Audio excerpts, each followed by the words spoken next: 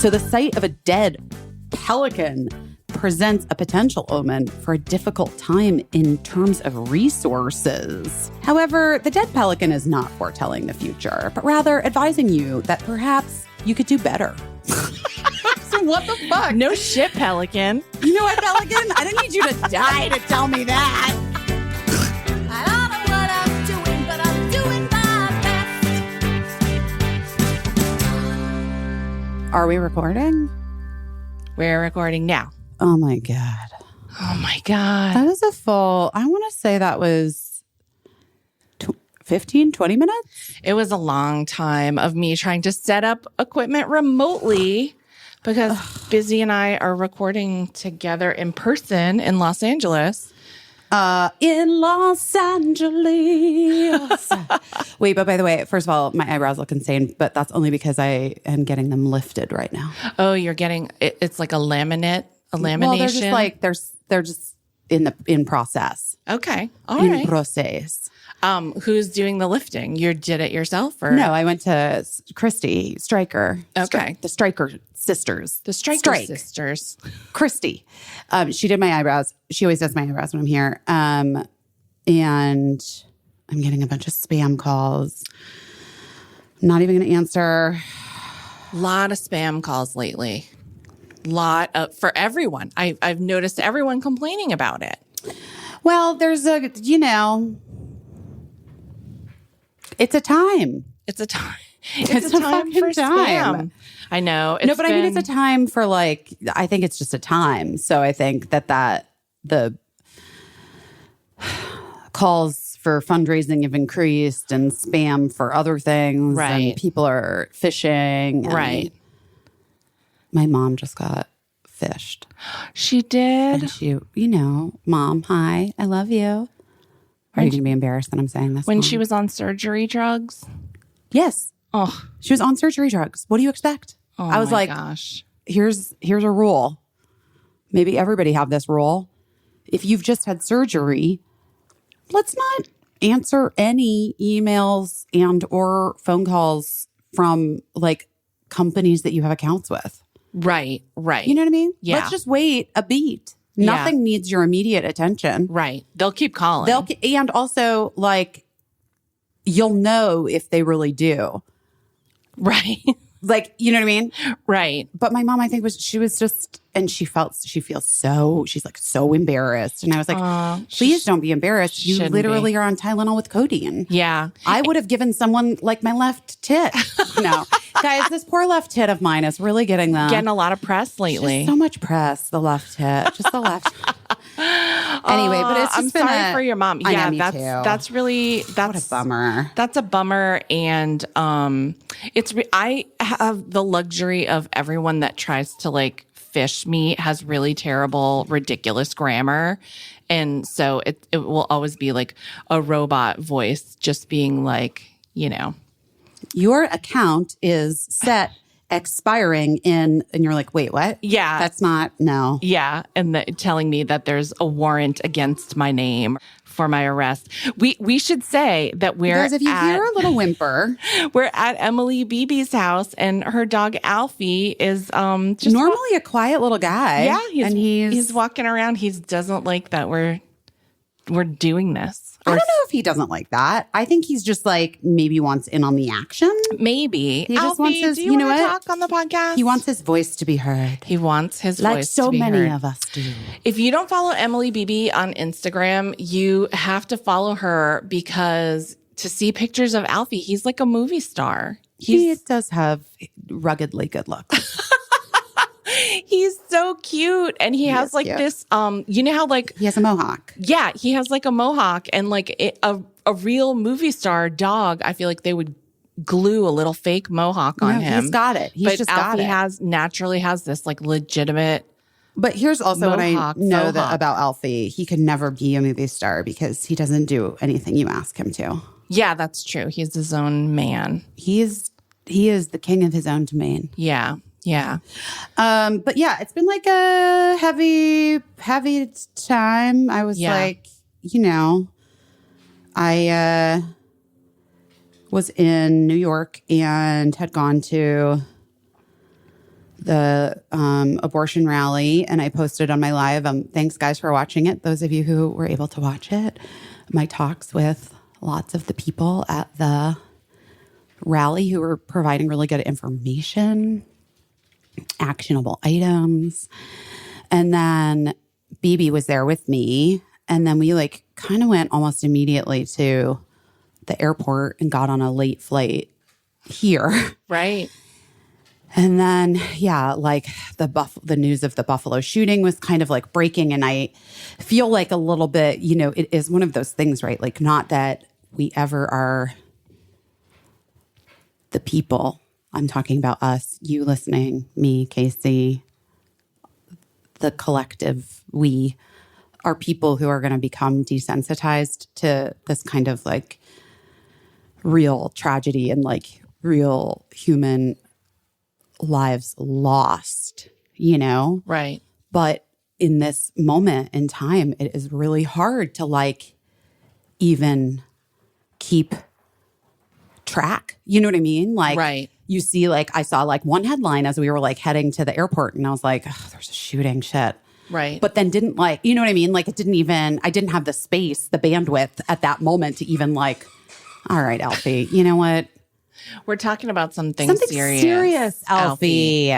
Do you know what I mean? Like, I think that's what's happening now with these like mass shootings. Right. Especially. And like this one's so fucking, you know, like racistly motivated. No question hate crime. What it's about. No, 100%. Like this kid's fucking manifesto, like the fact that New York has like a lot of these.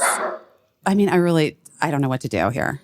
I think we just have to live with Alfie, guys. Yeah. We have no choice here in this matter. Maybe if I pet his mohawk while I'm talking. Maybe. I was just going to say, like, New York has one of the, you know, I don't know a ton about gun control, but I do know that they have things in place, laws in place. Right. Like where they have this, like, the, you know, red card or whatever, where that kid should not have been allowed to access if he had gotten flagged, you know, which he had been in trouble with. The police knew who he was, right? But they didn't pull that thing. So he was able to get a fucking AR-15. There are so many details. Like I just read today, I think like the person that sold him the gun or the gun shop owner says he feels sick. And why would a kid do that? The fact that he's being called a kid when, you know, if it had been an 18-year-old well, first of all, yes, person of color, it would be 100%, he'd be called a man. 100%. But here's what I actually, I don't know if this is going to be, you'll tell me, Caissie. Like, I actually would prefer that we call everyone under the age of 25 a kid, because that's what you are. You're not. Right. Because their brains aren't grown in yet. Yeah. And treated as such. And yes, like the media is so much of the issue here in terms of how things are labeled, how people are labeled, and how, you know, the perpetrators of these white perpetrators of these hate crimes, these horrible mass shootings, are treated as opposed to, you know, a victim of police brutality, right, being shot, and how they're portrayed in the media. Right. Yes, this is like all a part of a thing. However, I would like argue, like, I would say like anyone under the age of 25 is a kid. Their brains aren't developed. Right. And that, I mean, this is something that has been long studied, is that, you know, people often perceive particularly Black kids to be older much older than they are. And then, you know, on the flip side of the coin is that we call like a 35-year-old white guy a kid, you know, like, oh, he's young. He's just starting out. He made a mistake. Okay. Now I want to talk about the thing that I didn't talk about last week. Okay. Because I just feel like as parents, like maybe this is valuable to someone listening. Yeah.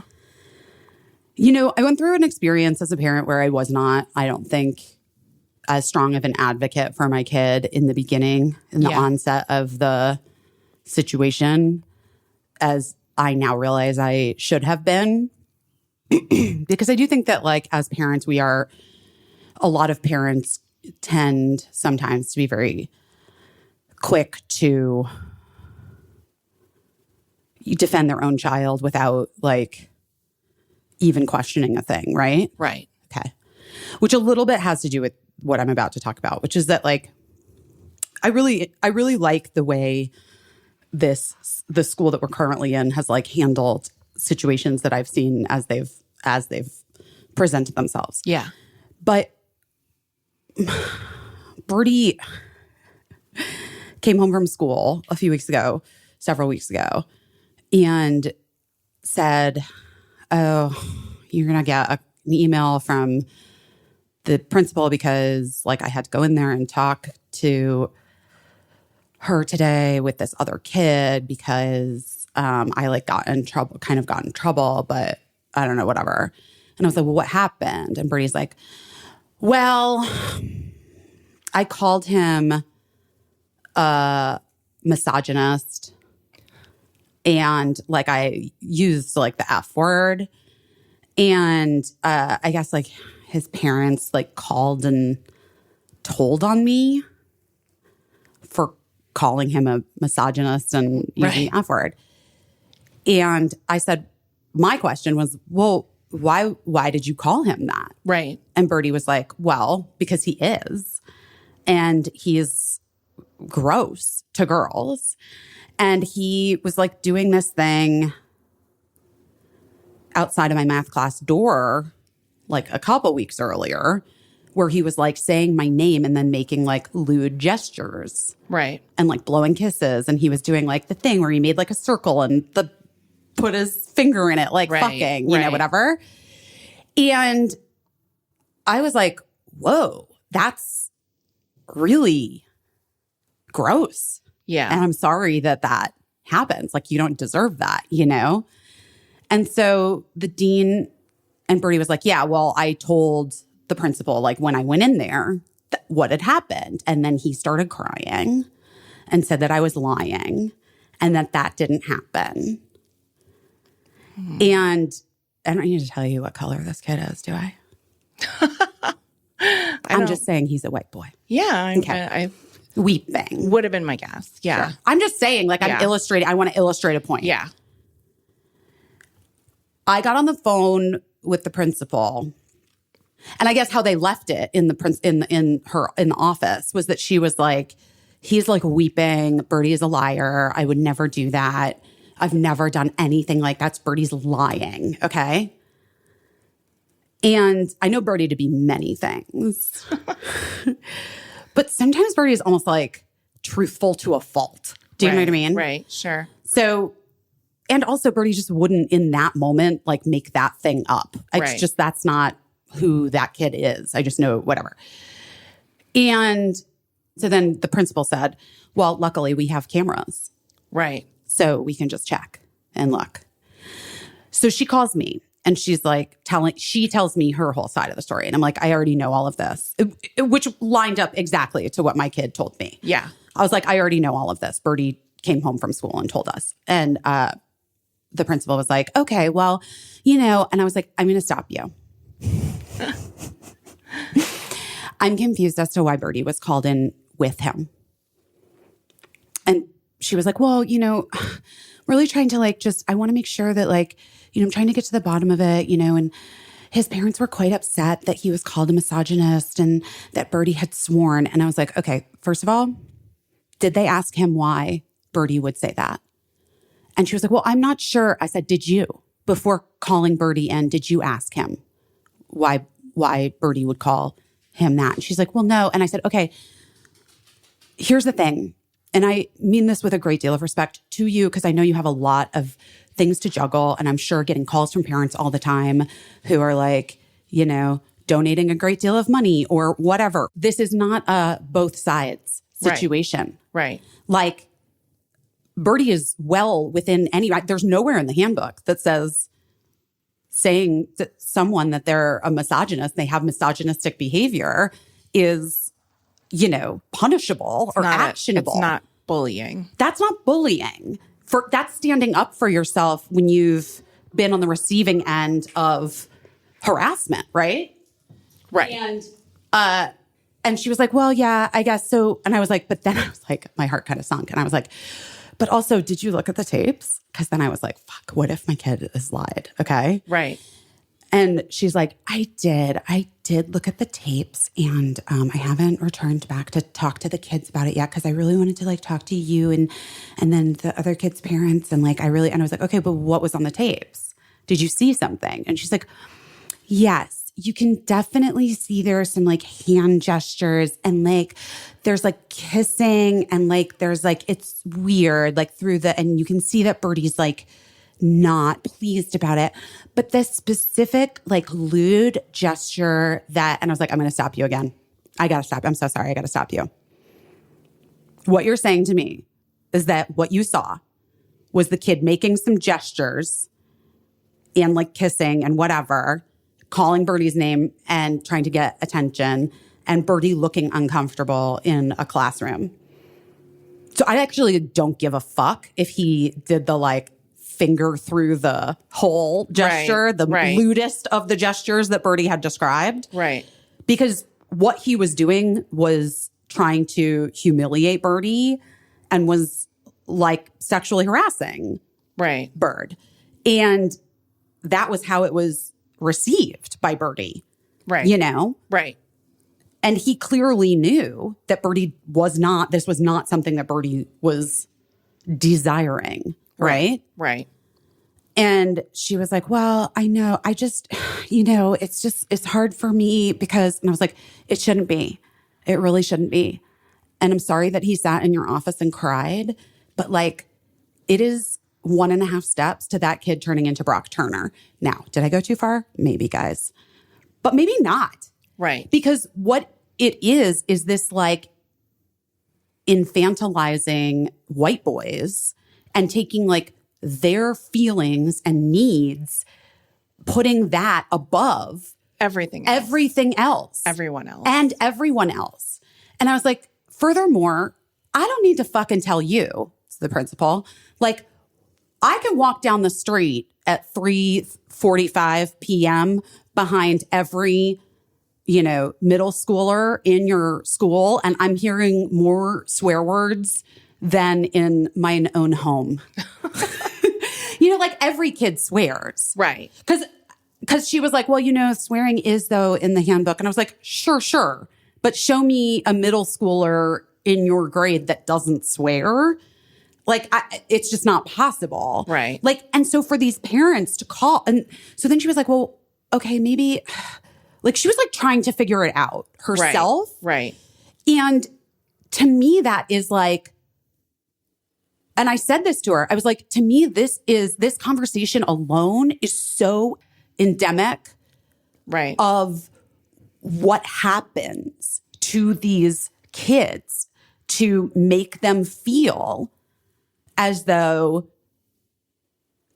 they are like the most important, their feelings, their whatever, they have the right to do whatever the fuck they want.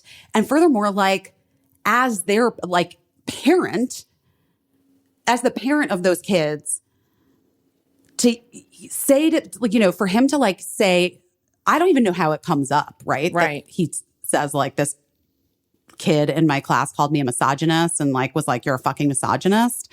How does that even come up? You know what I mean? Yeah, I don't know. But for the parents to be like, that is unacceptable.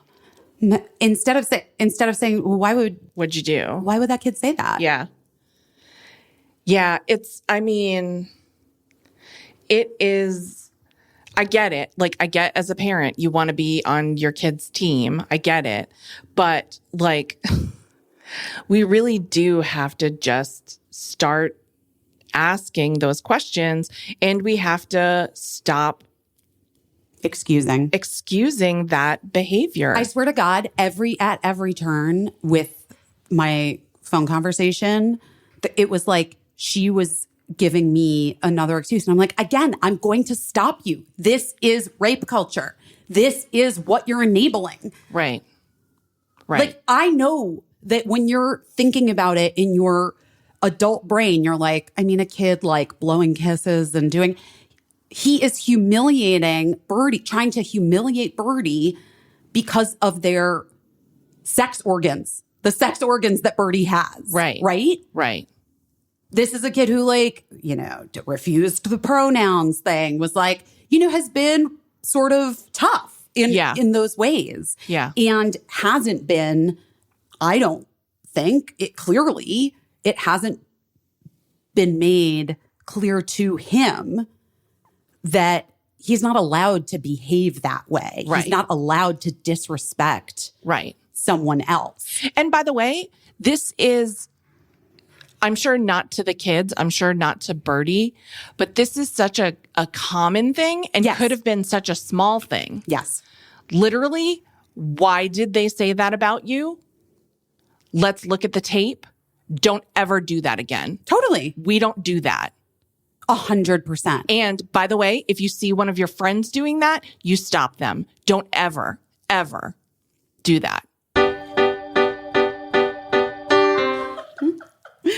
Oh my God, Caissie, did you see what I was doing when we were starting the podcast? You were doing your Olive and June cuticle serum. I was with cactus flower. Guys, listen. I love me some Olive and June. Everybody knows that we love Olive and June. I have been really working on my nails because I have taken the fake ones off. Yes. And I'm committed to my nail health and regrowth. And I find that this Olive and June Mani system has been honestly making it so much easier because it's actually super fun to do. And it comes with all the tools that I need. And so I've got it all right there at my fingertips. Yeah, and it's just a good, well-designed product. We did a little, Busy Phillips is doing her best workshop, like a Mani 101 workshop with Olive and June.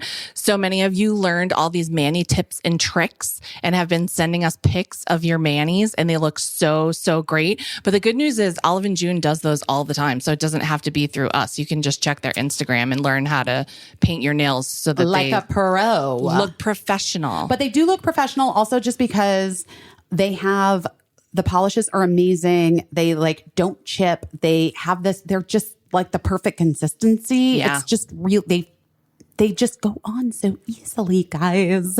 They're incredible. We love the Olive and June Mani system with 6 polishes. The colors are so cute. So good. Quite partial to the green right now. I'm a fan. And it's going to save you money in the long run. Getting beautiful salon perfect nails at home is a dream come true with Olive and June. Your new nail life is here, guys.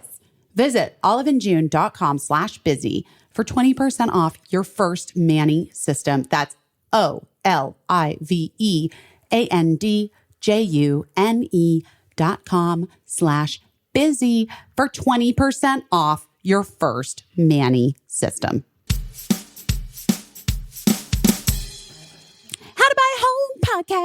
How to buy a home podcast.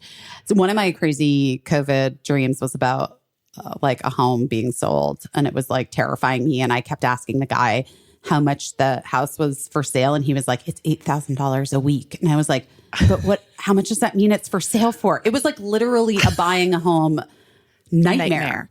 You should have called David Sidoni, the host of How to Buy a Home, the podcast, because he could have reassured you that your dream was just that, a dream. Just a fever dream. And he could have also helped me by telling me the reality of the nightmare that some people are finding the housing situation in 2022. Right. Buying a home is daunting. It is daunting. But you know what? There is good news, because when you listen to How to Buy a Home, the podcast with David Sidoni, he offers a clear, concise path to navigate the home buying process, like how you even do it in 2022. I almost said 2020. Did you hear me? But how you even do it in 2022. What if I'm not ready yet? How do I know when I'm ready? How do I start? Where do I start? Can I buy a home if I have a shitty credit score? The answer is yes, by the way. He's helped making purchasing your first home a reality for so many people. He's got great interviews with listeners like Randy, episode 71. Had no job, zero credit a year ago, just closed on a $200,000 3-bedroom home on half an acre after contacting David for help. I love that. David can help you no matter what stage you're in your life. He can even connect you with a great realtor in your own area. So get the latest on How to Buy a Home podcast and make sure that this is the last year that you rent. Listen to the How to Buy a Home podcast today. Find How to Buy a Home on YouTube and wherever you listen to podcasts. But this like idea, and so she was like, the principal was like, well, I just like made it clear that like they needed to steer clear of each other. I was like, my child did nothing wrong. Right. You understand? Right. When you do this, you are both sidesing it. Right. You are making his like feelings on par with that of the person he was harassing. Right. Right. And like, that is how you're continuing to perpetrate these fucking assholes into the universe. Right. And so we're talking about this like relatively isolated incident in like a very fine school that is, you know, I mean, the best kind of school you could hope to send your kid to. And then like now extrapolating it to just everything. And like this incident in Buffalo is just like, I know that 18-year-old man or kid, whatever you want to say, talk about both sidesing it. He literally wrote a manifesto saying every reason he was doing what he was doing. And people are still like, we have to figure out why he did this. Oh my God. I cannot. And that's what I said to her too. I was like, about this other situation, which is like, obviously, here's what I'm saying. Like, there are degrees. Like, I brought up Brock Turner in my phone conversation because there is a fucking direct line to how these kids are treated, how these boys are treated in elementary, middle, and high school, and what they perpetrate on the world as adults. Like,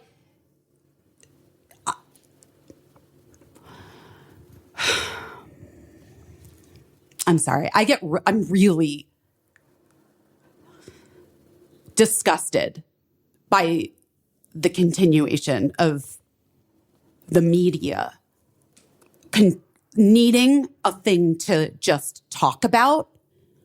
And so they're just both sidesing all of these fucking issues when there is one side. Right. That's it. And refusing to address this thing that it's a crisis. It's a crisis.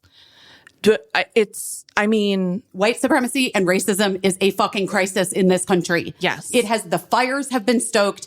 This is the same thing. Like, my therapist is reading a book on fascism and like different fascist, rising of fascist regimes in history, because she's like, I'm having such an issue right now trying to wrap my head around what's going on in this country. And she's like, we are the perfect storm. It's like economic, downtrodden, economically, factory jobs gone away, like people, looking for something, but also not having their own needs met.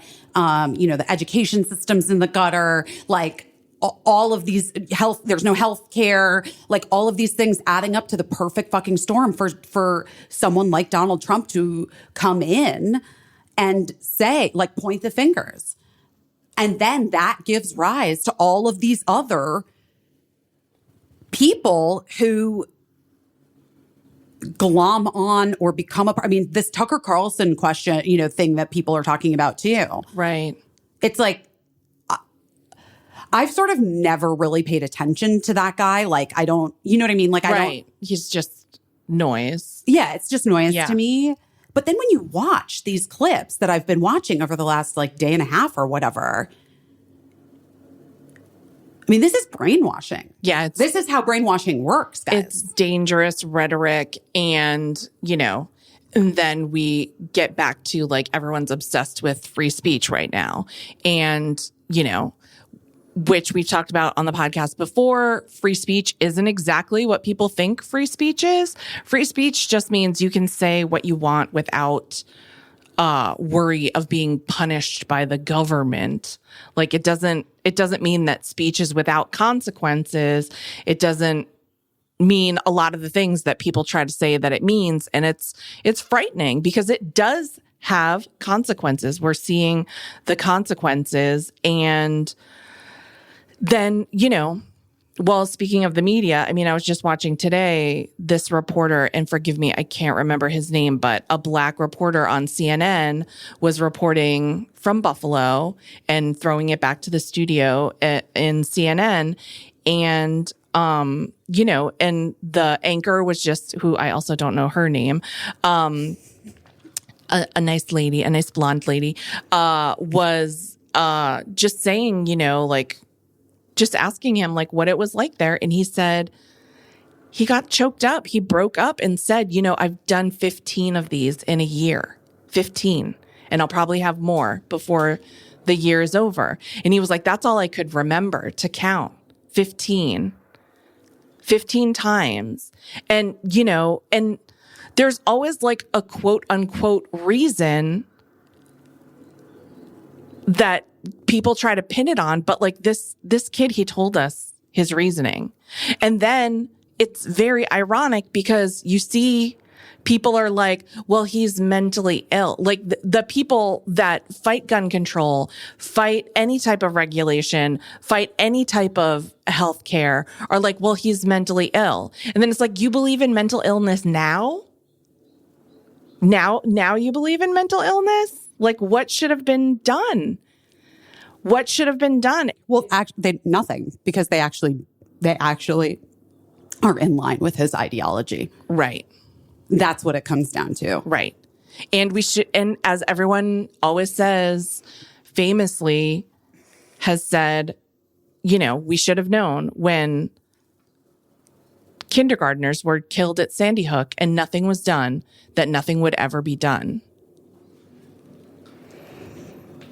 Whew. And so it's a right fucking mess. And I am just so brokenhearted. I have good friends from Buffalo, and they're just talking about their community and like how important that store was in the community.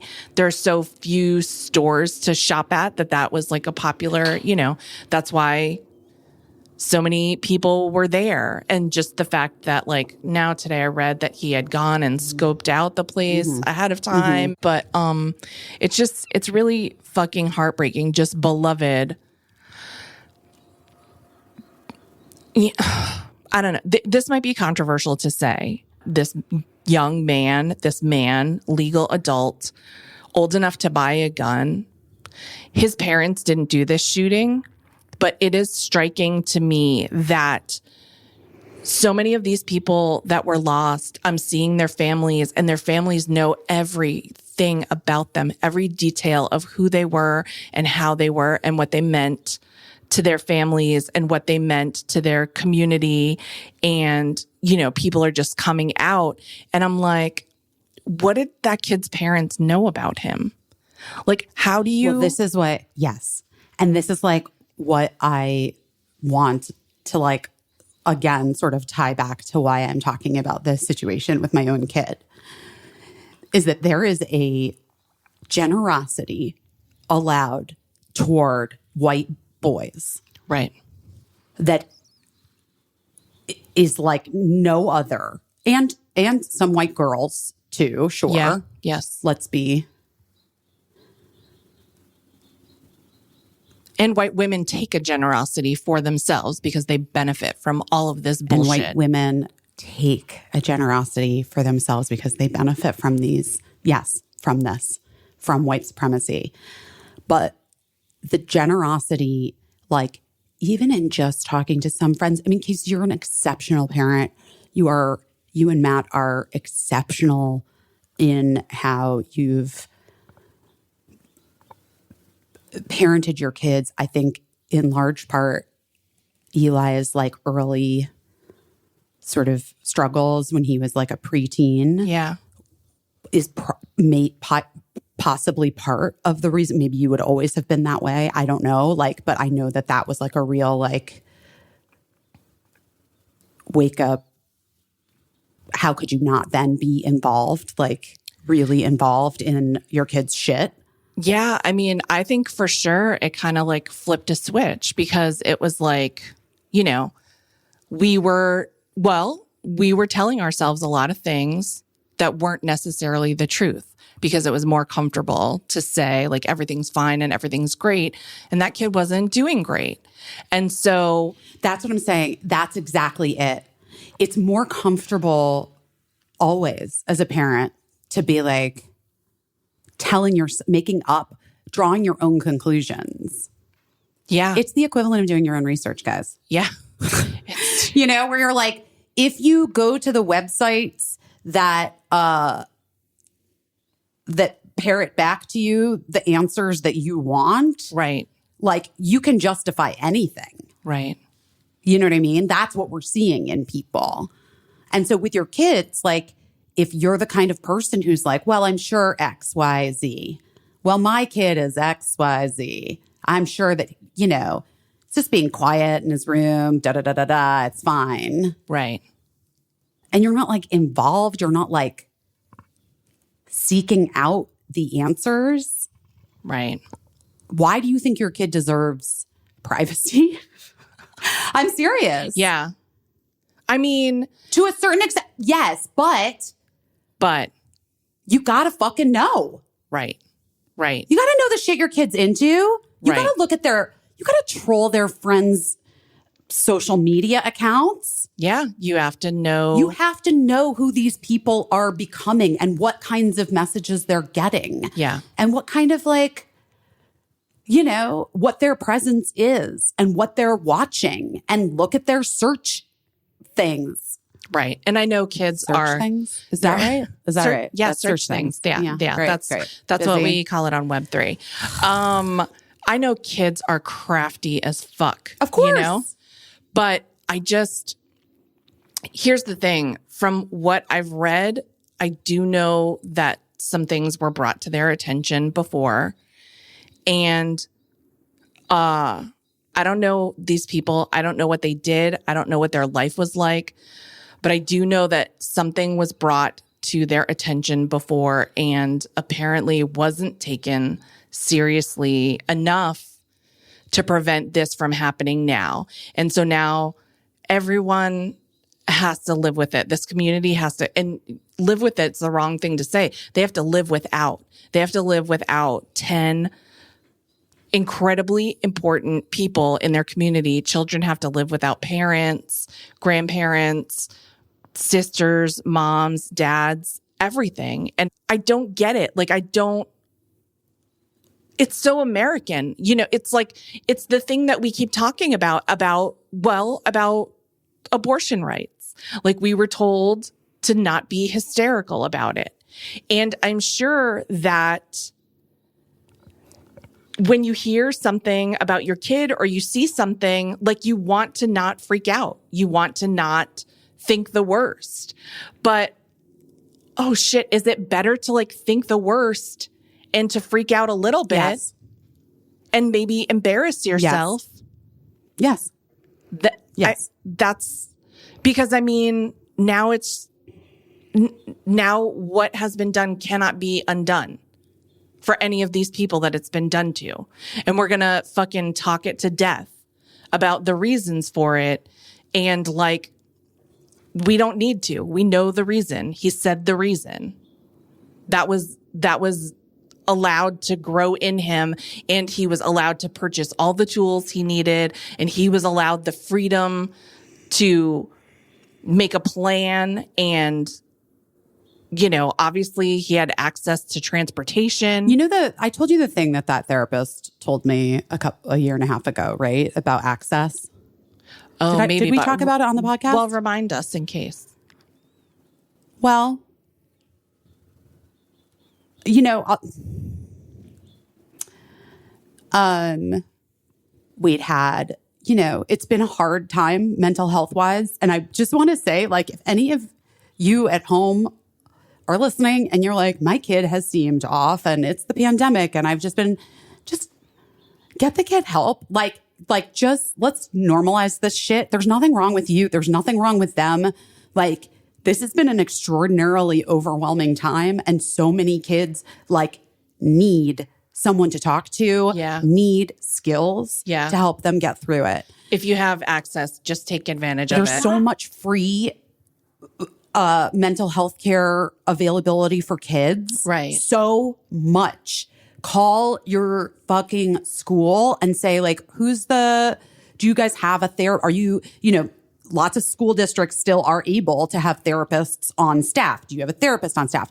Do you have a therapist in that, that you refer people to ever that you've worked with in the past? Right. Call your pediatrician, your kid's pediatrician, and ask them. They have places. And then there are places like Child Mind Institute that you can go to online that provides free services and has sliding scale services for children. Right. And sliding scale, if you don't know, is you kind of pay what you are able to pay for services. And then people who are able to pay more, pay more. So I'm just saying I a little bit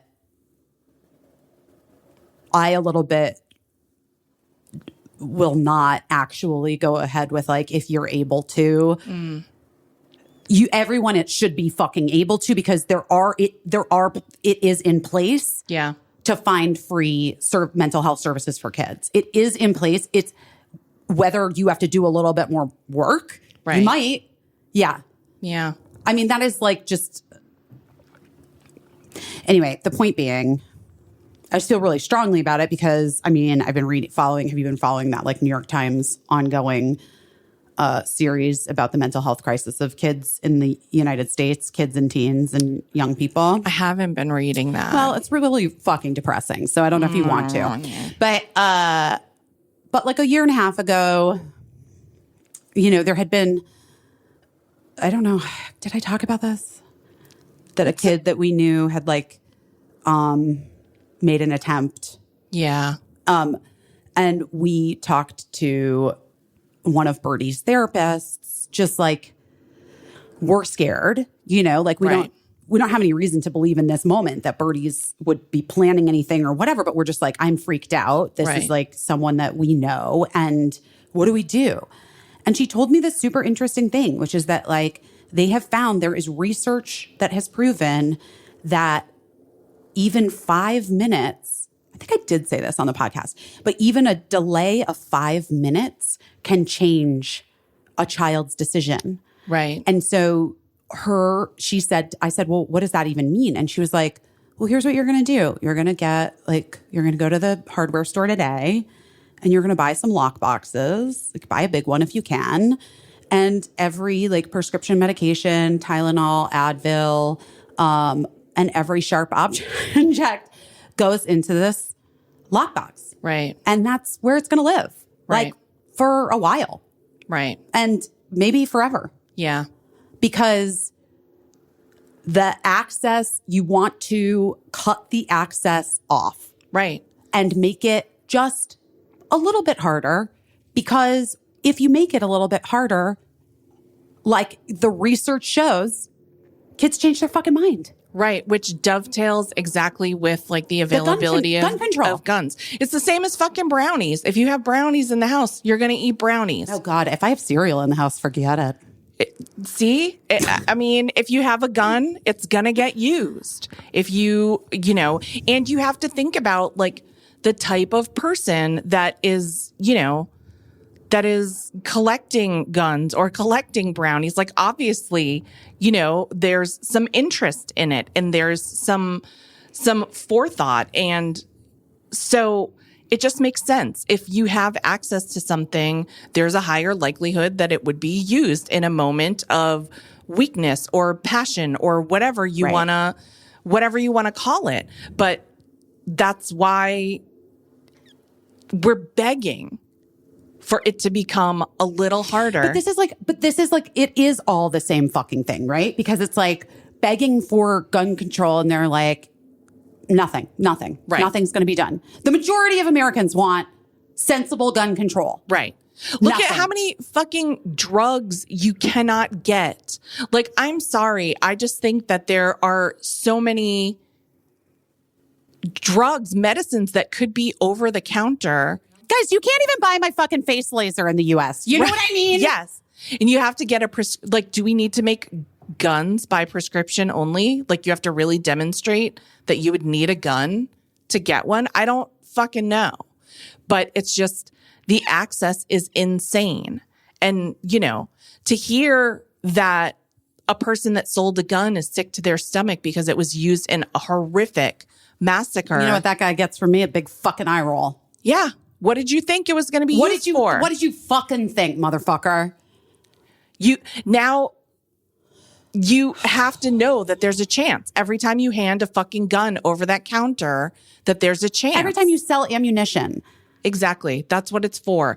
And so just the fact that this kid had so much gear and had clearly detailed these plans, like, right. I mean, it doesn't seem like he was quiet about it. No, it's just, God, we both, if you're feeling like we're feeling, by the way, we both posted, and on the podcast Instagram page, we just posted a link to like local community charities that are doing things for the families of the victims of the Tops Market shooting, and also just for the community, because I guess you know, the market now is like a crime scene investigation. So they're even like just moving to like be able to get groceries to people in the community that need to still have groceries. And so it just, in the midst of everything else, in the midst of a really difficult time, these are the times when I'm just like, I just don't know how to manage it all. And I just don't know how people are managing it. It's impossible. It's overwhelming. It's overwhelming, and it's impossible to even, you know, going back to like raising our kids and like my son's difficult time. Mm-hmm. I also realized that like my life, my kid's life could change in a fucking minute for like any of a million reasons, and how much I hadn't thought about that before. And then I realized how Black parents must feel, because I hadn't been afraid to put my kid outside in the yard before that. I hadn't been thinking like that. And so when I realized that, like, you know, and this is not to scare anyone, it's just the fact that like your life can flip in a second for any number of reasons. So many parents have been sitting in a doctor's office and gotten a diagnosis of something they didn't expect. There have been accidents. There have been all kinds of tragedies, but sometimes you're able to just like cope and live and just go about your business and not think about that too much. But I really had that moment with my son where I was like, anything could change in a second, and he's a million times safer than a little Black boy being sent out of the house to get on the bus or to walk to school and like, so I don't know if this, like, it's hard to say this. It's hard for me to articulate in the right way to realize that, like, and I love my kids so much. I love them more than anything in the world. And I know that mothers of other children love their kids more than anything in the world. And so to look and be like, why is my child valued more? Why is he safer? Why do I have to worry 90% less or 99% less than another mother who loves her child as much as I love my child? Right. And so that's when we just started talking like real talk. Like, here's why you have a phone. It's to call if someone's in trouble. Mm-hmm. And I think I've talked a little bit about this on the podcast, saying like stuff that I told my kids, like, if someone is being harmed, like if you can get an adult to help, yes. But if it's just you have to get in there and try to stop it. And people were like, are you fucking crazy? Like, are you, but to tell my kids, like, if you see trouble, run away and don't do it. It just didn't feel right for us. It didn't feel right for me. And so there were conversations and, I don't know. I still don't know. We were really lucky. I just think what you said, like, I just like want to,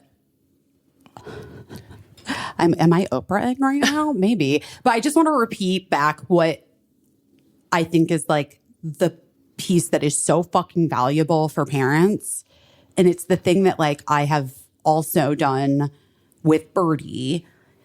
And this is like, I just am going to say this because I don't know who needs to hear it today. But you got to get fucking real talking to your kids. Right.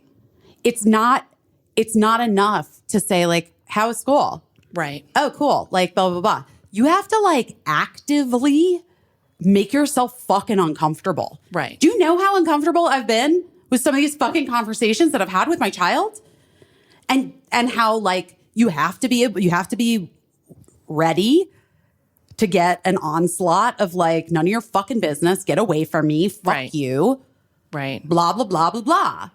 And you have to like continue to go back again and again and again with new, fresh ways of discussing things. Which, by the way, they're going to do to you no matter what. 100%. Whether it's about something or something that's nothing. And like asking specific questions. Like with Cricket now, I say things and I'm like, do you know what sex is, Cricket? Right. Because I know Cricket's like has been exposed to more things than Birdie was at that age. Just because being around older kids, like watching Heartstopper with Birdie or whatever, you know, and Cricket will be like, oh, of course. And then I'm like, well, I know this is so weird, but like, what is it? Right. You tell me what you What think. is it? Yeah. What is it? Just tell me. What do you think it is? I don't want to do that. I'm like, I know, but just for my sake, just tell me because like, I want to make sure you have the right information. Right. Because if you have like bad information, well, that's no good. And I know the right information. Right. So like even like little kids, and I know that people are like, I know people sometimes think like their kids can't handle it. I remember when my friend, you know, committed suicide and our kids were in 3rd grade and, you know, some of the parents were angry. Right. That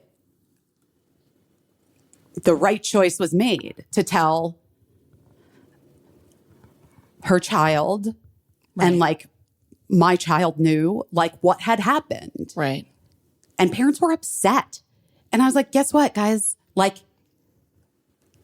first of all, go fuck yourself. Right. It's not about you. It's not about you. And secondly, like, if you let these things live in mystery, they draw their own fucking conclusions. Right. And those conclusions are sometimes they do their own research. Right. Hashtag do your own research. Right. And that hashtag do your own research can lead down some real fucked up roads. As we are seeing. Yeah. So and listen, and you can be like led astray so fucking easily. So easily, especially young, as we impressionable. Kids are stupid. They're so dumb. So, you know, that's why we nag them all the time. That's why we have to be on their shit all the time. That's why you're constantly on a kid's jock because they're stupid. And we just said their brains don't grow in until they're 25. Like we've been told this time and time again, like about how careful teen drivers have to be because their brains are not fully developed and how maybe wild it is that people are allowed to drink when they're 21 legally because their brains aren't fully developed yet. And so, so bad decisions are made all the time. Think of the bad fucking decisions you made when you were 15, 16, 17 years old. Just like really easily too. Like I wasn't a bad kid, but Lord knows I was in a million bad situations just because I was like going along to get along or whatever. So I don't know. I don't know if we did the right things with our kids, but that's what we told them. That's what we told them. Like, if you ever see someone in trouble, you know, you have to get in there. You have to do something about it. You can't walk away from it. And also, like, yeah, sometimes insert yourself into a situation where you don't necessarily have to, but you know what could happen. Hiya, Health. Do you know that I've never, after the whole debacle of giving Birdie gummy vitamins and Birdie getting 10 cavities at age 4, until Hiya, I was refraining from vitamins children's vitamins, because it's mostly just candy. It's sugar. Right. You know what I mean? And like 2 teaspoons of sugar, unhealthy chemicals, gummy junk, gumming those teeth up. Guys, just trust me. You don't want to have your pediatric dentist tell you that your 4-year-old has 10 cavities because from gummy vites. From gummy vitamins. Because you thought you were being a good parent trying to give them vitamins, and then you're like, oh wait, that's just 100% sugar and it's stuck in their little baby teeth. Hiya's made with 0 sugar and 0 gummy junk, but it tastes good and it's perfect for picky little eaters. Yeah, it fills in the most common gaps in modern kids' diets to provide the full body nourishment for our kids with that little yummy taste. Formulated with the help of nutritional experts, Hiya, and I love it. I love the name Hiya. Is pressed with a blend of 12 organic fruits and veggies, then supercharged with 15 essential vitamins and minerals, including vitamins D, B12, C, zinc, folate, and many others to help support immunity, energy, brain function, mood, concentration, teeth, bones, and more. It is non-GMO. It's vegan, dairy-free, allergy-free, gelatin-free, nut-free, and everything else free you can imagine that you don't want to give your children. It's designed for kids of all ages and sent straight to your door. So guess what? You don't have to remember to pick them up. Thank goodness. Anyway, guys, I love them, and I want you to try them with your kids. We've worked out a special deal with Hiya for their best-selling children's vitamin. Receive 50% off your first order. I'm sorry, what's that? 50% off? That's amazing. That's a lot. To claim the deal, you got to go to hiyahealth.com/busy. This deal is not available on their regular website. You have to go to HIYAHEALTH,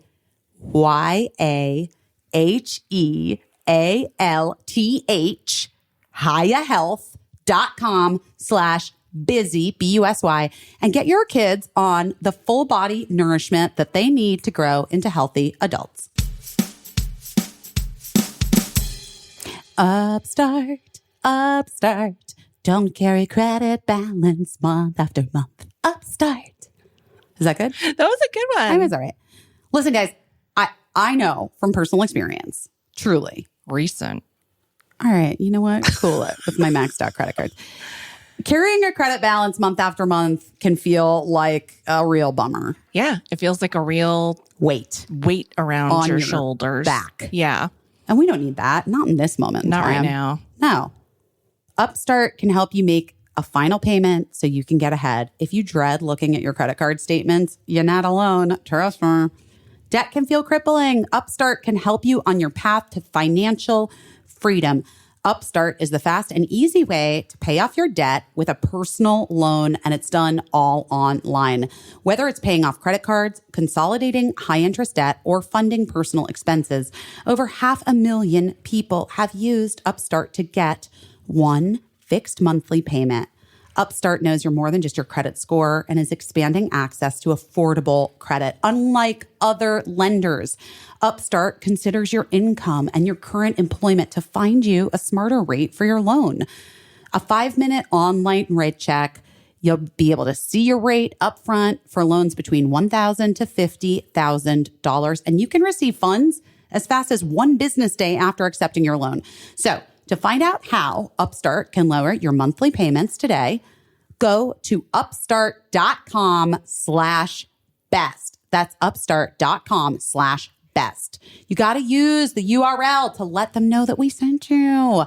Loan amounts will be determined based on your credit, income, and certain other information provided in your loan application. Go to upstart.com/best. But it's just this idea too that like we're not looking out for one another. People are not looking out for one another. I went to go see Into the Woods, which was such a fucking bright spot. I'm glad. I'm so glad that I got over my COVID and had tested negative 2 days in a row so I could go make it to see Sarah Bareilles was playing the baker's wife in this like special encores thing where it's sort of like a very pared down staging of it, and like an all-star cast. And how they do it, how they put these shows together is like they make the time commitment like basically just 2.5 weeks for the stars. Right. So like they learn the whole show and they hold their scripts a bit. Like I thought, to be totally honest, this is a show I've loved my entire life, but I thought the staging of it, like the very pared down minimal staging and the orchestra on stage with them, like the way that it was staged was like kind of perfect for the show. It was really incredible. And Sarah Bareilles has literally, Alfie, I swear to fucking God, the best voice of anyone ever. Like she does she's have such a beautiful voice. Yeah. Got such a beautiful, beautiful voice. But everybody in the show was incredible.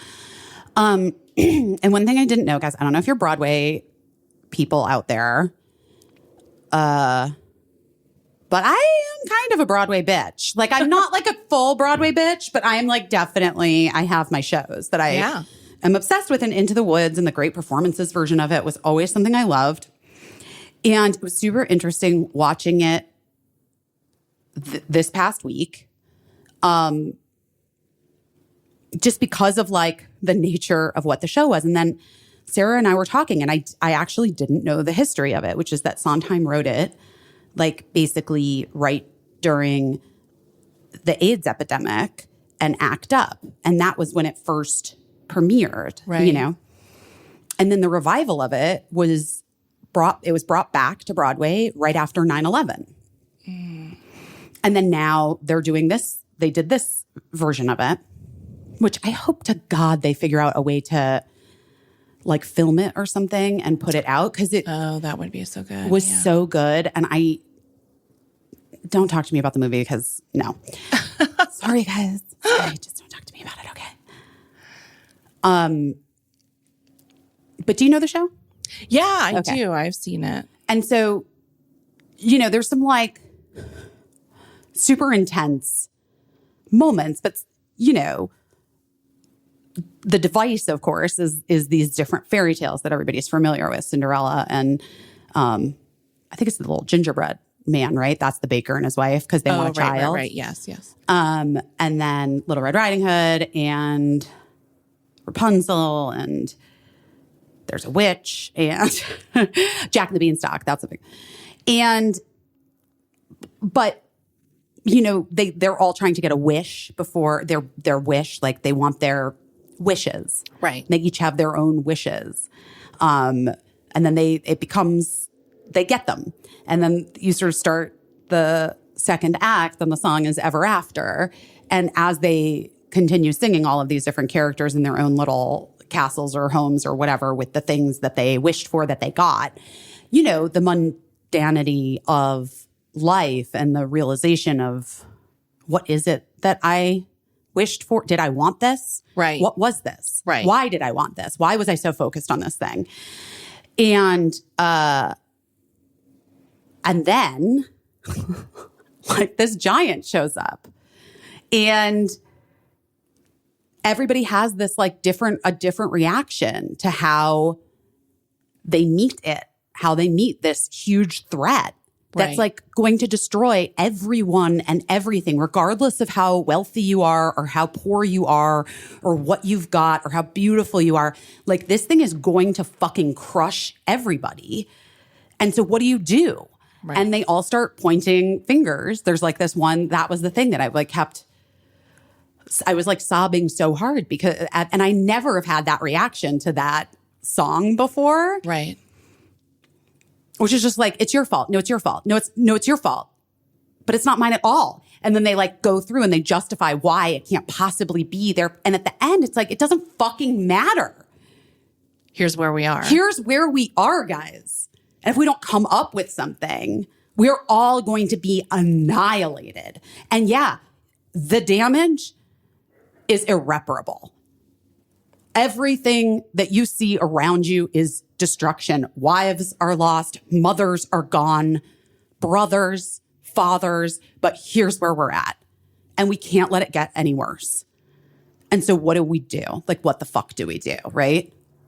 I think that's the question of our lives, you know? And especially as white women, as we said, white women who, like, I would love to say I've been doing the best that I could my whole life. I'd love to say that I grew up in a diverse area and I have known people of color my whole lives. My, you know, some of my best friends, you know, like that, like everybody rolls their eyes. And I would love to say that I've done my best. But the truth is that it took me a very long time to recognize, to learn that even though I considered myself good, that I was still every day benefiting from this system that was oppressing other people, that they, you know, that they found it almost impossible to benefit from. And so to have that be relatively recent in the latter half of my life, to know, and then to also know how many people are just in 100% denial that racism and oppression exist and that white supremacy is the system that our country is built on, while also people that are like you and me also really relying on Black women, the most reliable voting bloc, who have been busting their asses year after year to protect our rights and to, you know, like I see it so many times on Twitter, like people will literally say Black women will save us. Guess what? Black women are fucking tired. They're tired. Well, also it's like, I gotta be honest, like I've heard so frequently both that, right? Yeah. On social media, I've seen that a lot, you know? And then when I talk to people in public, they're like, oh, just thank God for your kids' generation. I just feel like Birdie's gonna save us all, right? And I'm like, actually, no, like it's our job, motherfuckers. Get in the game. Stop deferring it. Stop putting it on someone else's plate. It's, you know, it's a fucking lot. It's a lot. And there are no right answers, right? And I'm saying a lot of things that I'm sure I'm going to get shit for. So fire away, you know. I can take it, most of it. But I probably would be sad if someone told me that I said the wrong thing or whatever. But, well, I don't know. My reaction when I have said the wrong thing, which has happened, is like, oh, that's interesting. I really didn't know that. Yeah. I'd like to like learn more about that. Exactly.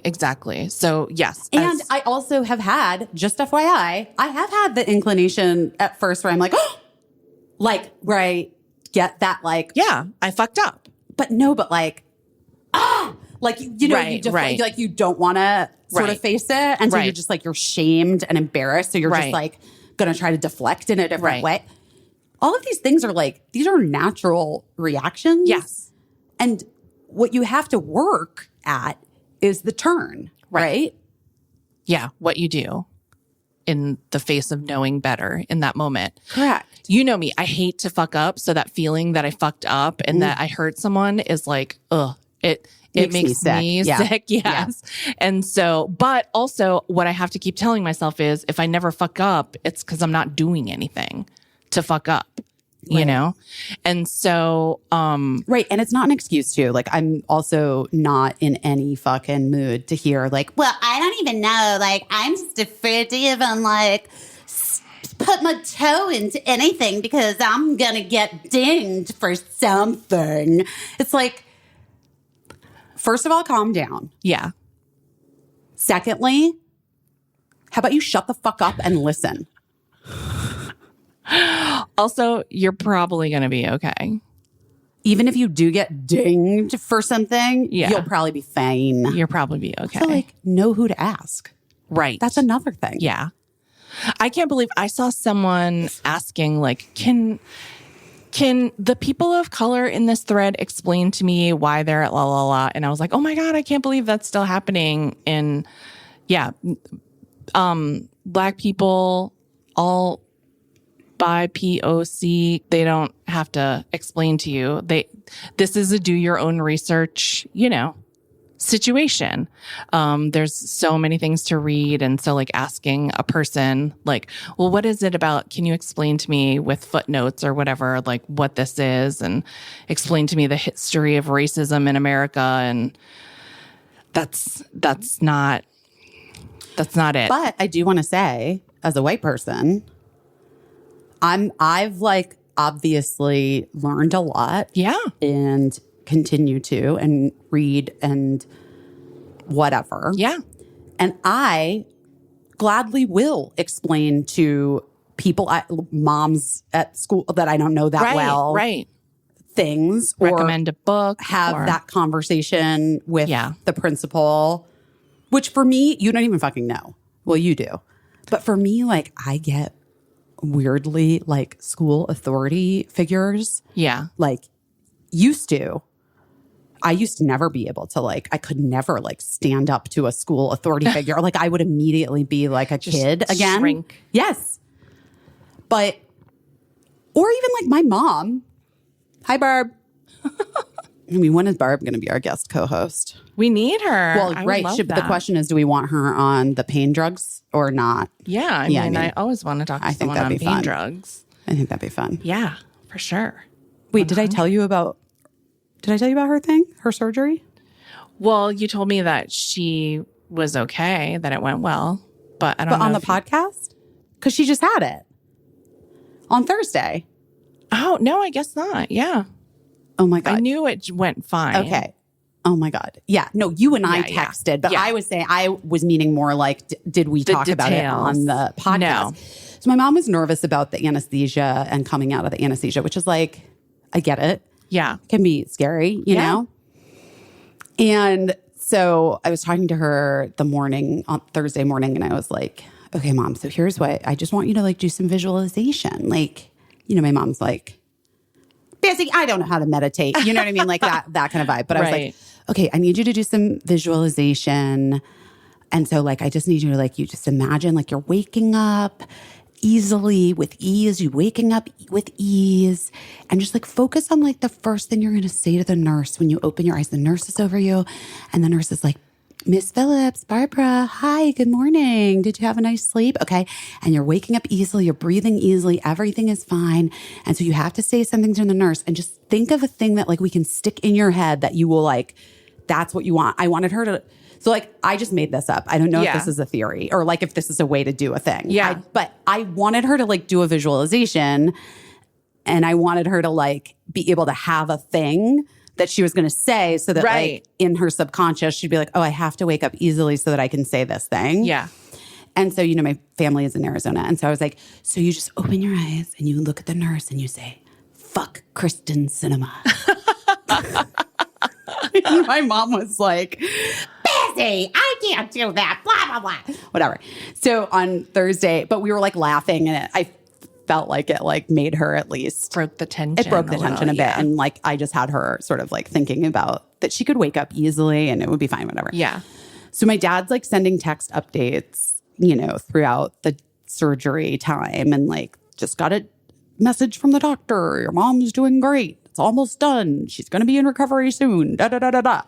And then there was just like a pause. Like she should be out, like whatever. She's in the recovery room. Like they're waking her up, blah, blah, blah.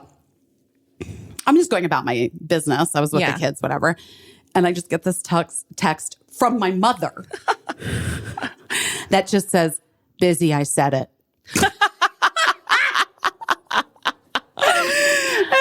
And I guess that like when she was waking up and coming out of the anesthesia, the nurse was like trying to get her to, kind of come around. And she was like having like her throat hurt, because they intubate you. They it's intubate like, you. It's Yeah. terrible.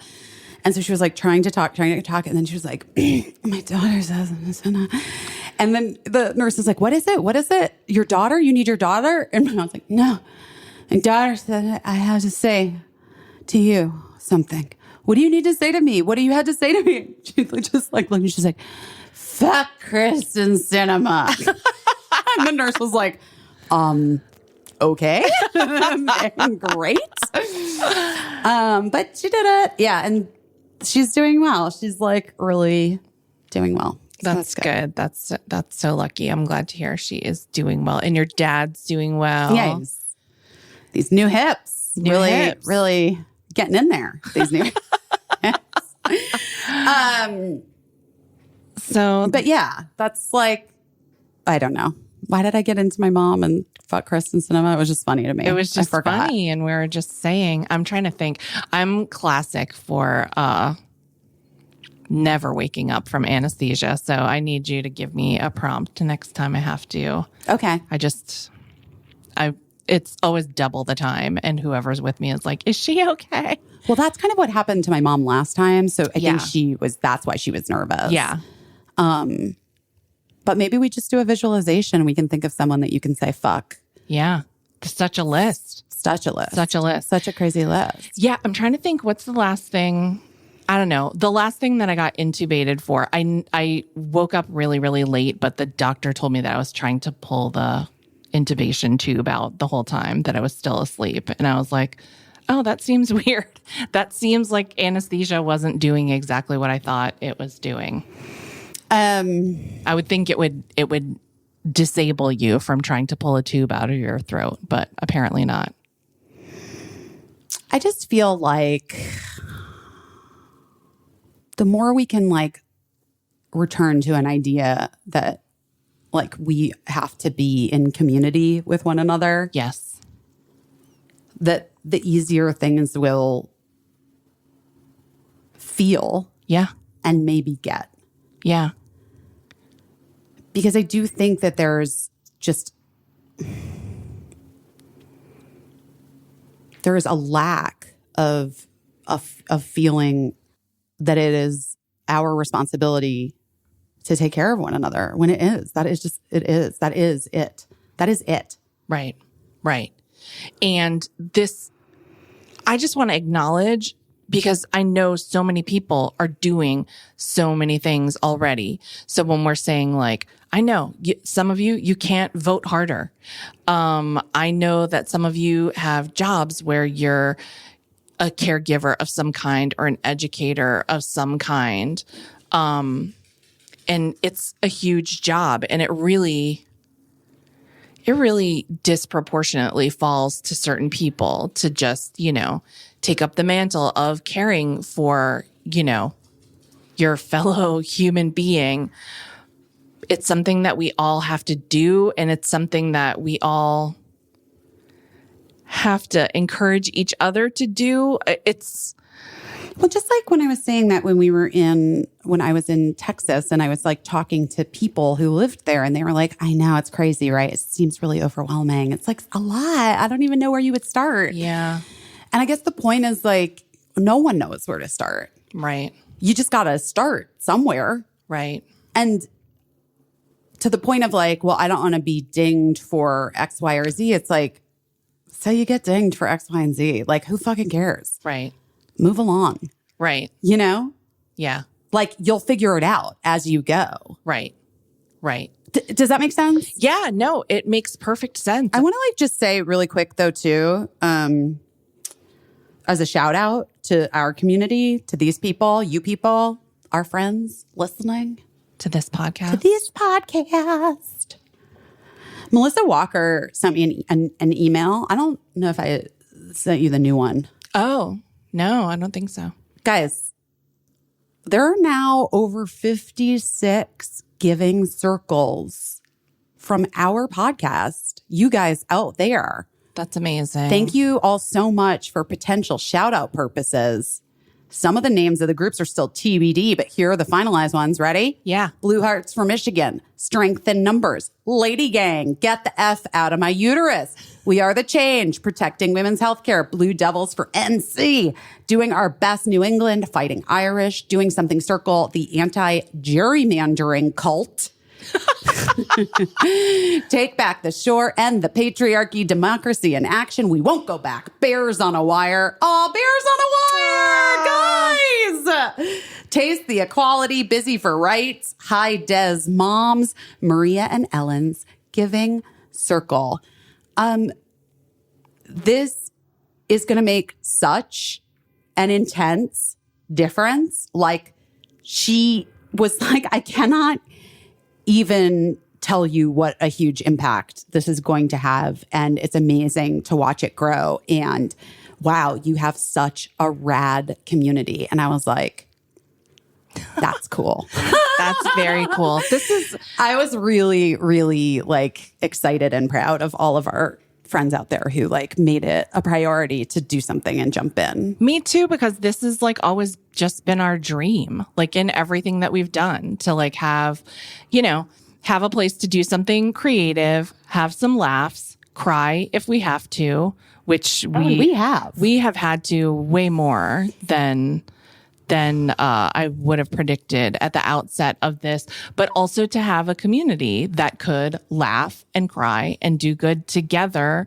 And you guys are like nailing it. You're hitting it out of the park constantly for each other as well.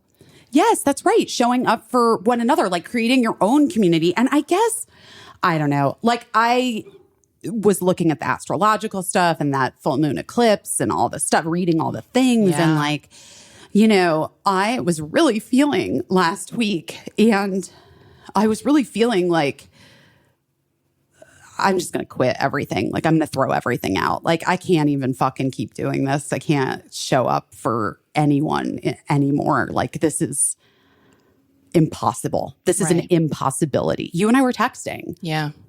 And you were really sweet to me. Like, I just was feeling so helpless. And so I do want to say, like, that is a feeling that we all at one time or another probably will have. Or have had. And will have again. And I went to the march on Saturday and Emily, Beebe, and I, I fucked up and I didn't, I didn't do my timing right, you know? And then we were in an Uber going to the meeting point in Brooklyn. And they closed the bridge. I'm like, well, fuck. And so then I was texting with like my contact who was in the organizing the march stuff. And, they had asked very specific things of me and had sent out like their toolkit to like blah, blah, blah, influencers or whatever, people who are going to. And so I was texting with her. She's like, there's no way. You're not going to fucking make it. Like, whatever. And I said, well, maybe we should start on the end side, the Manhattan side. Right. And we'll march across and then we'll meet you guys and march back. And she's like, you just go down to like where the rally is, Foley Square or whatever, like by City Hall in Manhattan. And like, you'll fit, that sounds great. We'll see you soon. Like, we love you. We know you're doing the best you can do right now, basically. And I was like fucking bummed, but also like I was probably at when the Brooklyn Bridge, when the bridge like was closed for the Uber, I was like, wow, this is proof that I should quit everything and like just give up. Do you know what I mean? Yeah. The universe doesn't even want me to show up. You know what I mean? Like I was like, I went to like a place. Yeah. And then we go over to Foley Square And there are all these organizations like grassroots orgs setting up their tents and things. And one of the things that had been suggested from the organizers and all of the different like ultraviolet action and Planned Parenthood and ACLU and blah, blah, blah, was like, it could be really useful to talk to some of the grassroots organizations at the rally point and find out like actionable things and give information about what their organizations do if people want to get involved, blah, blah, blah. And as we were there, I said to Emily, because everything was just still being set up. And I was like, wait a minute, I should do this now before the thousands and thousands of people get here and they start like playing super loud music and there are like speakers on the podium and stuff. And Emily's like, oh, that's a good idea. Why don't you do that? And then we'll march over and then come back with them. But we started talking to people and it's all up on my live. And like, by the end of it, I spent, I think like 2 hours talking to people, and the majority of it is on my live. All of these different like smaller organizations that are out there in New York and nationally fighting for reproductive justice, fighting for abortion health care, fighting for the maternal mortality rate to not be as abysmal as it is, especially in Black and brown communities in our country. It was like, I was like, oh, this is what you're supposed to feel. Yeah. Hopeful. Yeah. Like every person I spoke to was like, I'm looking out for my community. Right. Right. I'm looking out for all of us. Right.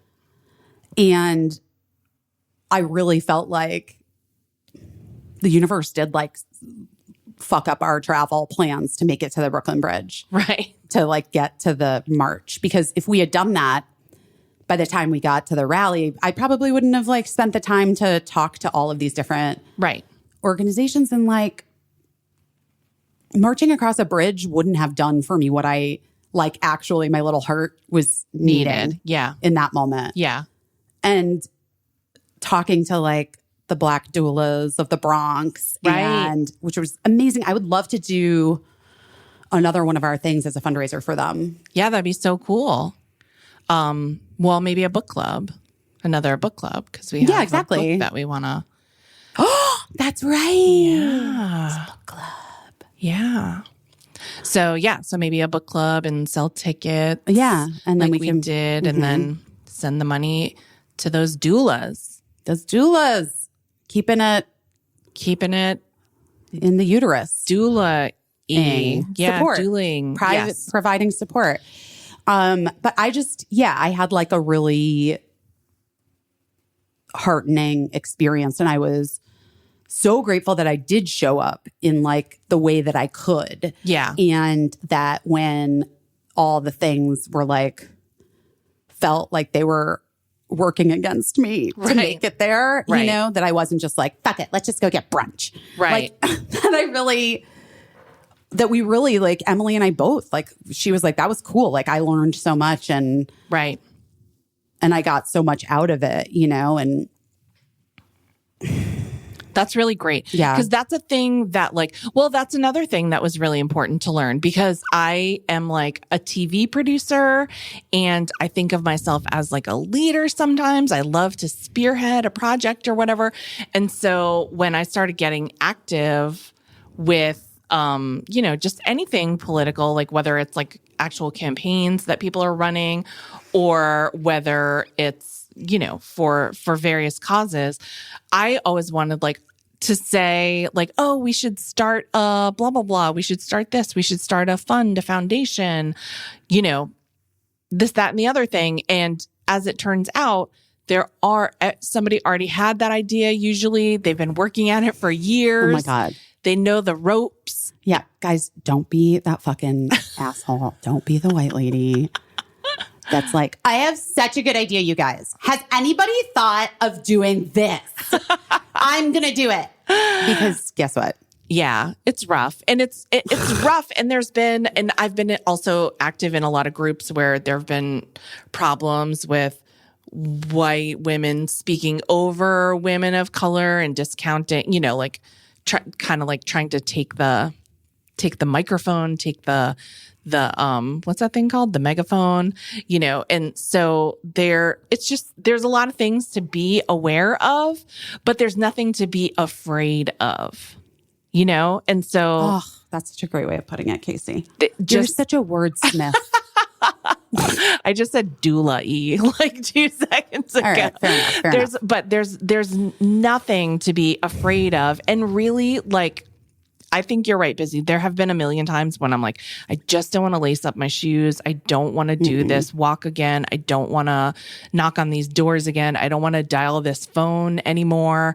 But once you start to do it, you're like, there's other people out here that feel the way I feel, or that like we're maybe leaning toward the way that I feel, but now they have the information that they need because like I dialed that phone one more time, oh my God, I almost got fired from a job one time because this job was, the job was so stupid and they really didn't need me there, but it was just one of those jobs where you had to like sit at your desk and like look very present. And I just did political campaigning the whole time. And like my boss was like, you're so industrious and so busy. Oh my God. You're like, I'm rolling calls. You're like, I'm doing phone banking. From 9 a.m. till 5 when we punch out. Yeah. I was just like making political and fundraising phone calls the entire time. But, it was worth it. It was so much more important than that job. I can't even remember really what the point of the job was, but I mean, honestly, I think we all can relate to that. Yes. But it really so this is all just to say super proud of our community. If you have been like nervous, because I know we're saying like there's all these rules and there's like, it's not that many rules. No, it's not. It's just kind of like, I don't know. It's just the way to do it, I don't want to say etiquette because it's more than that. It's more important than that. It's respect, it's like basic respect. And like, there have been like these sort of like guidelines that people are slowly learning to adhere to that make it easier for everyone and that make respect like equitable and make it so that we all actually are working together in tandem as instead opposed of to like inviting. Yes. Which happens. Right. And, and it's good to avoid that because you can't be as productive if there's infighting.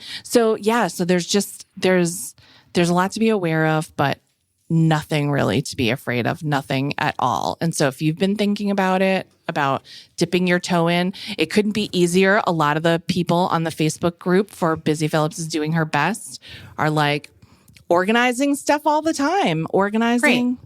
I love that. And if that is your vibe, I love it.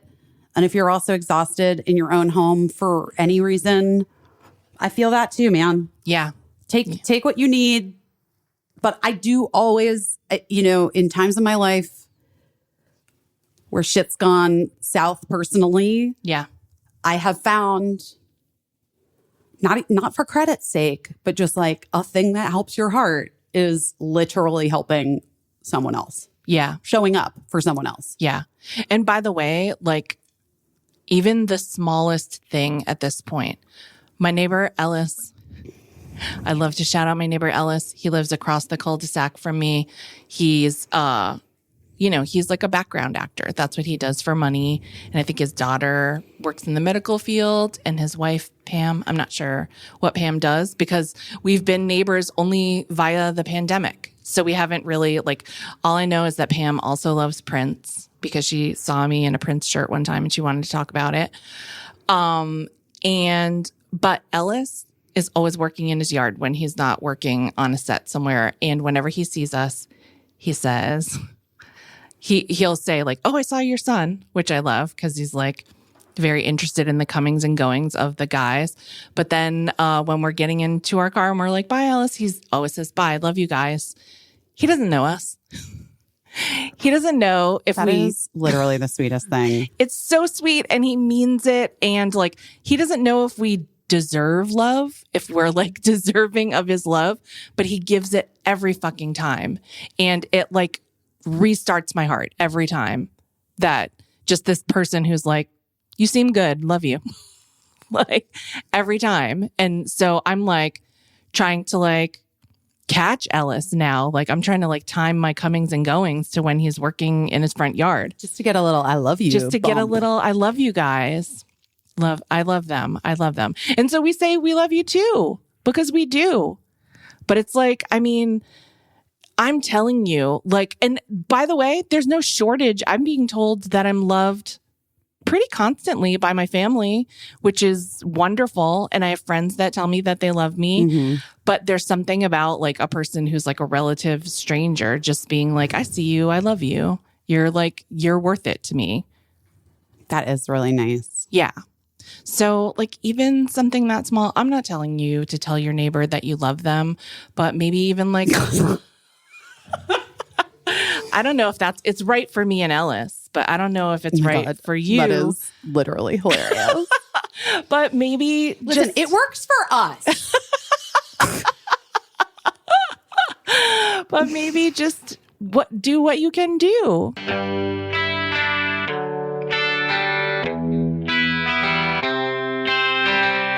Ooh, higher dose. You know we love it. Love it so much. It makes me feel so good, Caissie.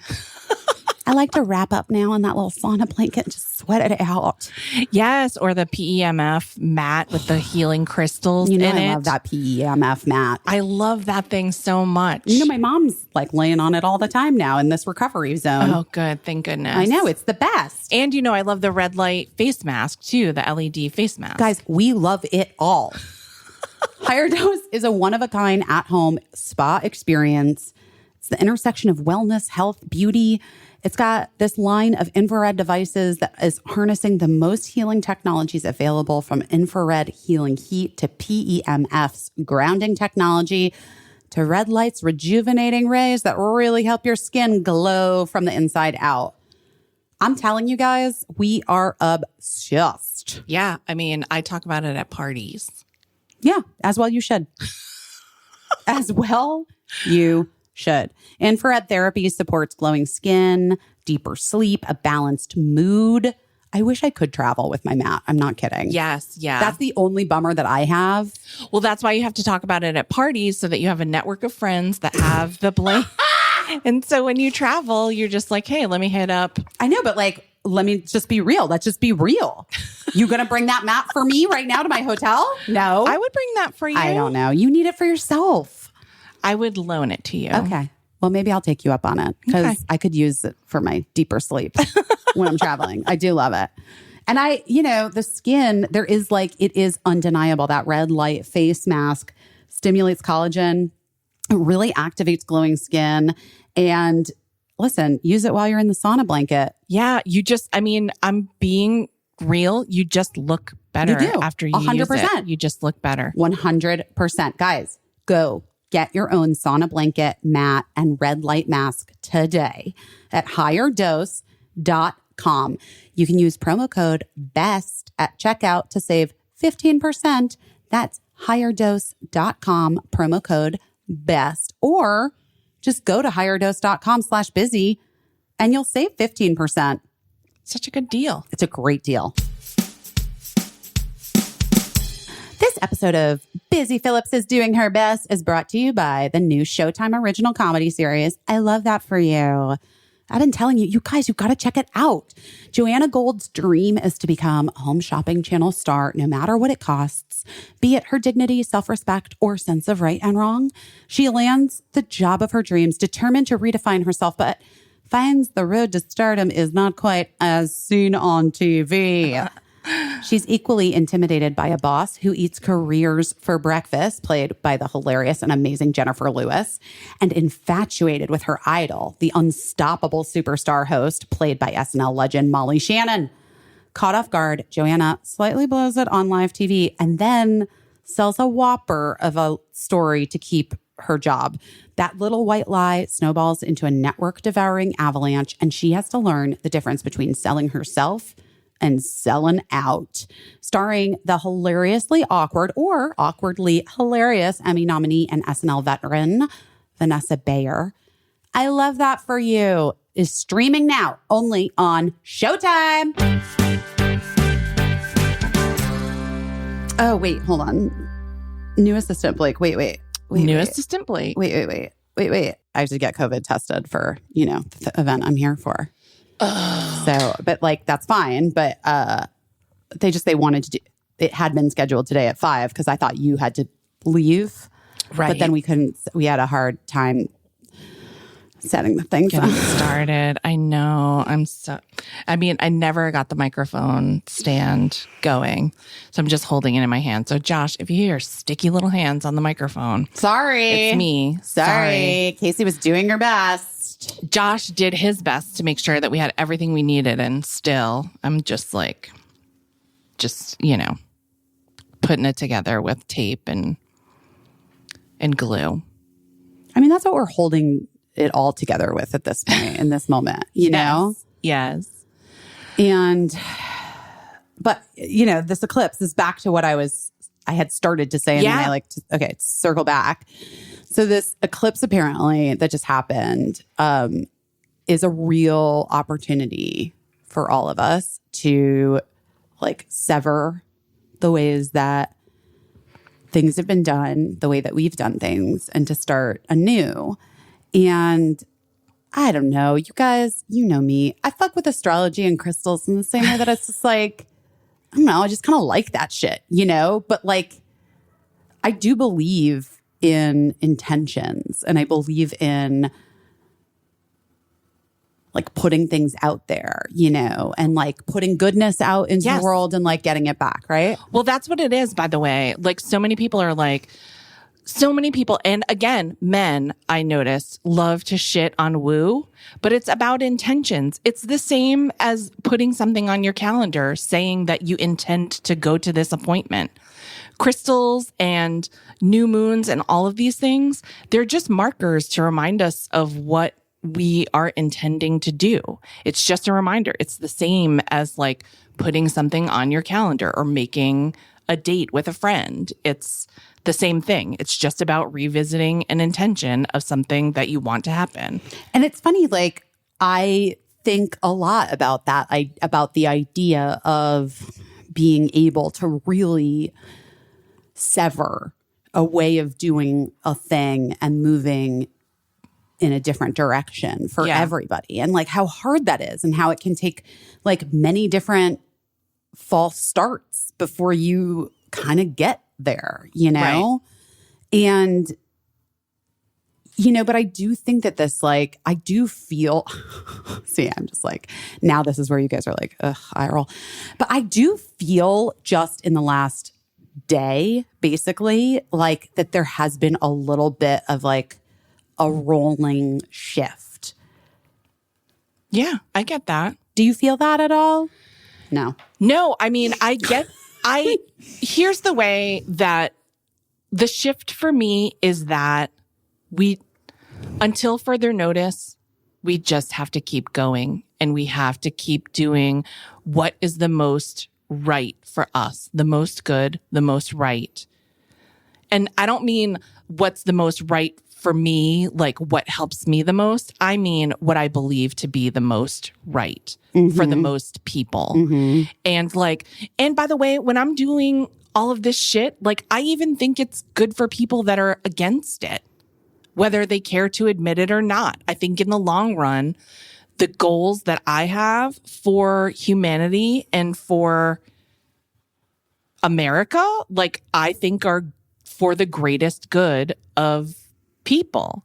Now, I'm sure everyone, well, no, I'm not sure everyone thinks that. I'm sure everyone I don't think they do. Yeah, I'm sure everyone would tell you that they think that, but I think some people actually know what they're doing is very harmful, and that's part of the goal, the chaos. But so that's the shift for me, is just like I just have to keep going and keep standing up for the things that I know are right, even if I say something wrong or fuck up, even if someone rolls their eyes at me or tells me to be quiet, even if I'm tired, even if I mess up the Uber and don't get across the bridge and have to do things backwards, even if I run into Liam Neeson at the Women's March, which I did. This time or the first one? No, the first one. That's my Obviously. best, my best Obviously. March memory is that I ran into Liam Neeson. Like I went into a bodega to get a coffee. I cannot. And saw Liam Neeson and he said, "Oh, hi, what are you doing here?" And I said, "I'm a woman." And then he was like, Oh, my yeah, God. that makes sense. Oh my God. But Stop it. so you never know. I mean, that's the reason to go. You never know who you're going to meet. I wasn't meeting him, obviously. I'd already been a little familiar with Liam Neeson. But Okay.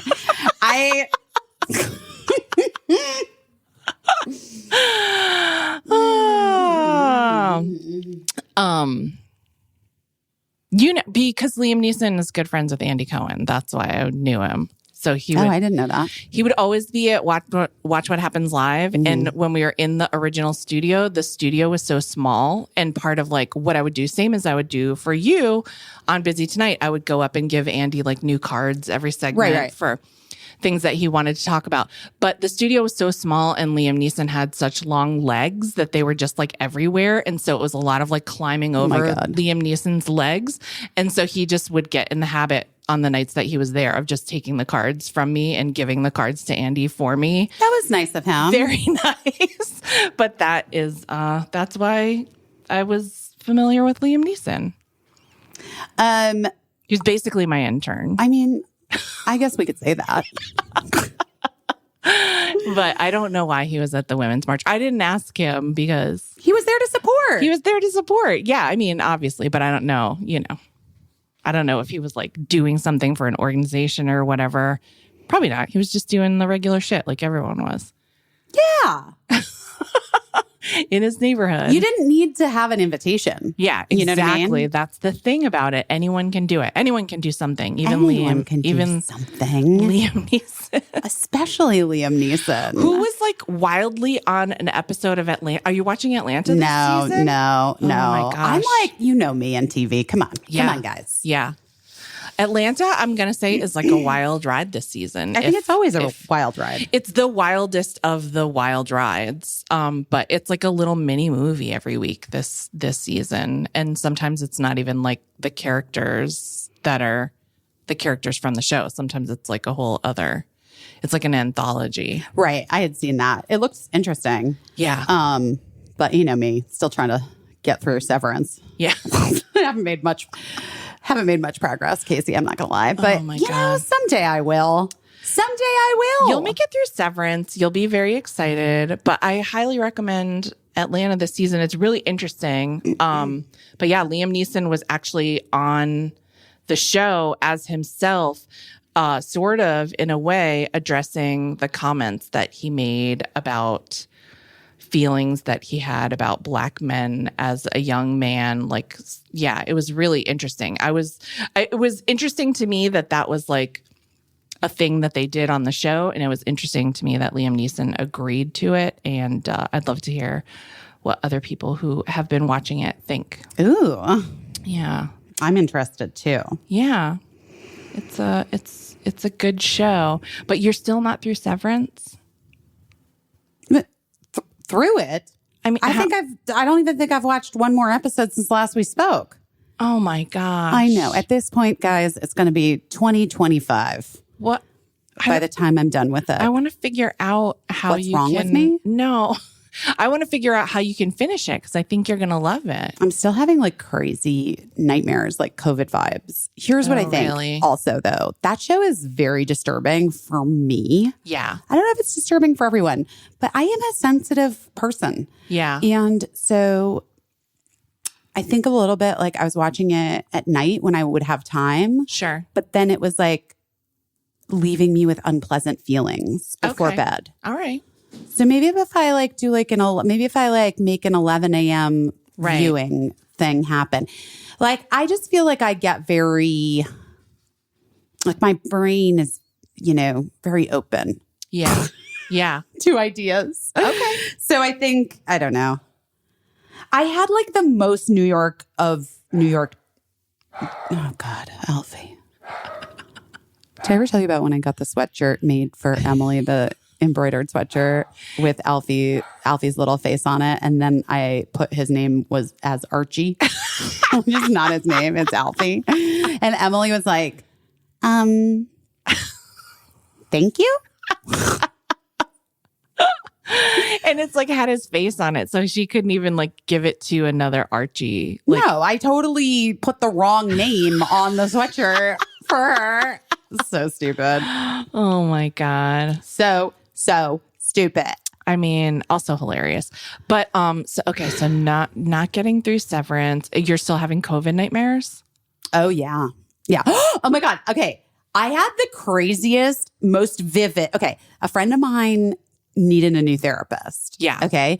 And I was like, well, I have the greatest therapist in the world, but she probably wouldn't want to see you because therapists don't really do that. Like if they're seeing a friend, they don't really see like another person that they're good friends with. There's a chance that. Well, it's just like, it's awkward. It could get awkward or maybe, I don't know. They just don't do it really. Yeah. But I said, why don't I ask my therapist for a recommendation?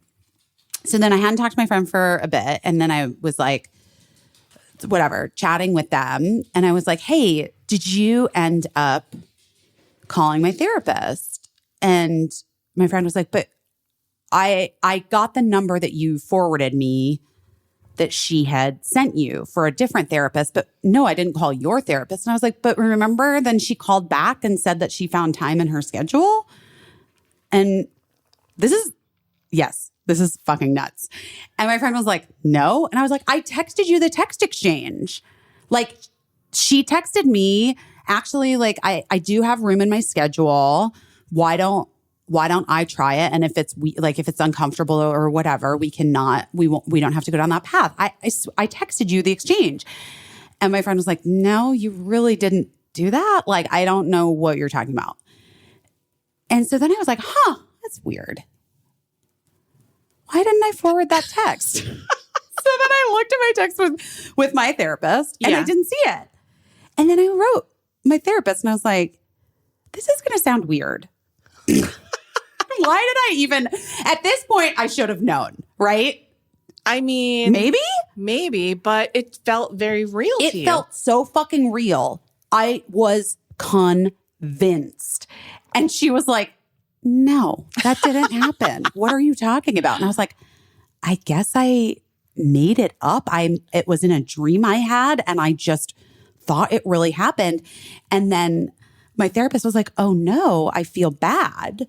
Like, because, I basically told my friend that my therapist was going to see them. And then I was like, no, don't worry about it. She understands my weird literal dreams. Like we've been friends long enough that she knows about my weird literal dreams. Oh my God. And my therapist was like, oh, okay, good. And so then I texted my friend back and I was like, well, I guess this was like a COVID nightmare dream that I just made up. Yeah. And I texted the exchange between me and my therapist to my friend. And then they just wrote back, I do know your weird literal dreams. I was like, okay, great. Oh my God. It's like when you dream that someone did something mean to you and you wake up and you're mad at them. I mean, yeah.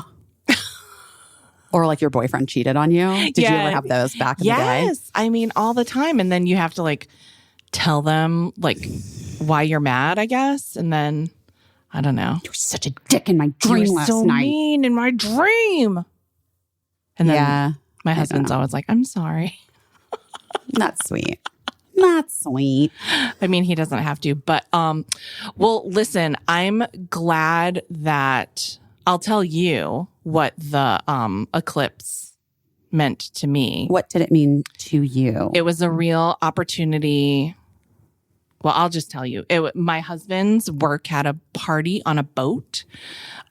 So that because they haven't been able to have they have a yearly party, workplaces do, and they haven't been able to have it for the past few years. So they decided to have it on a boat.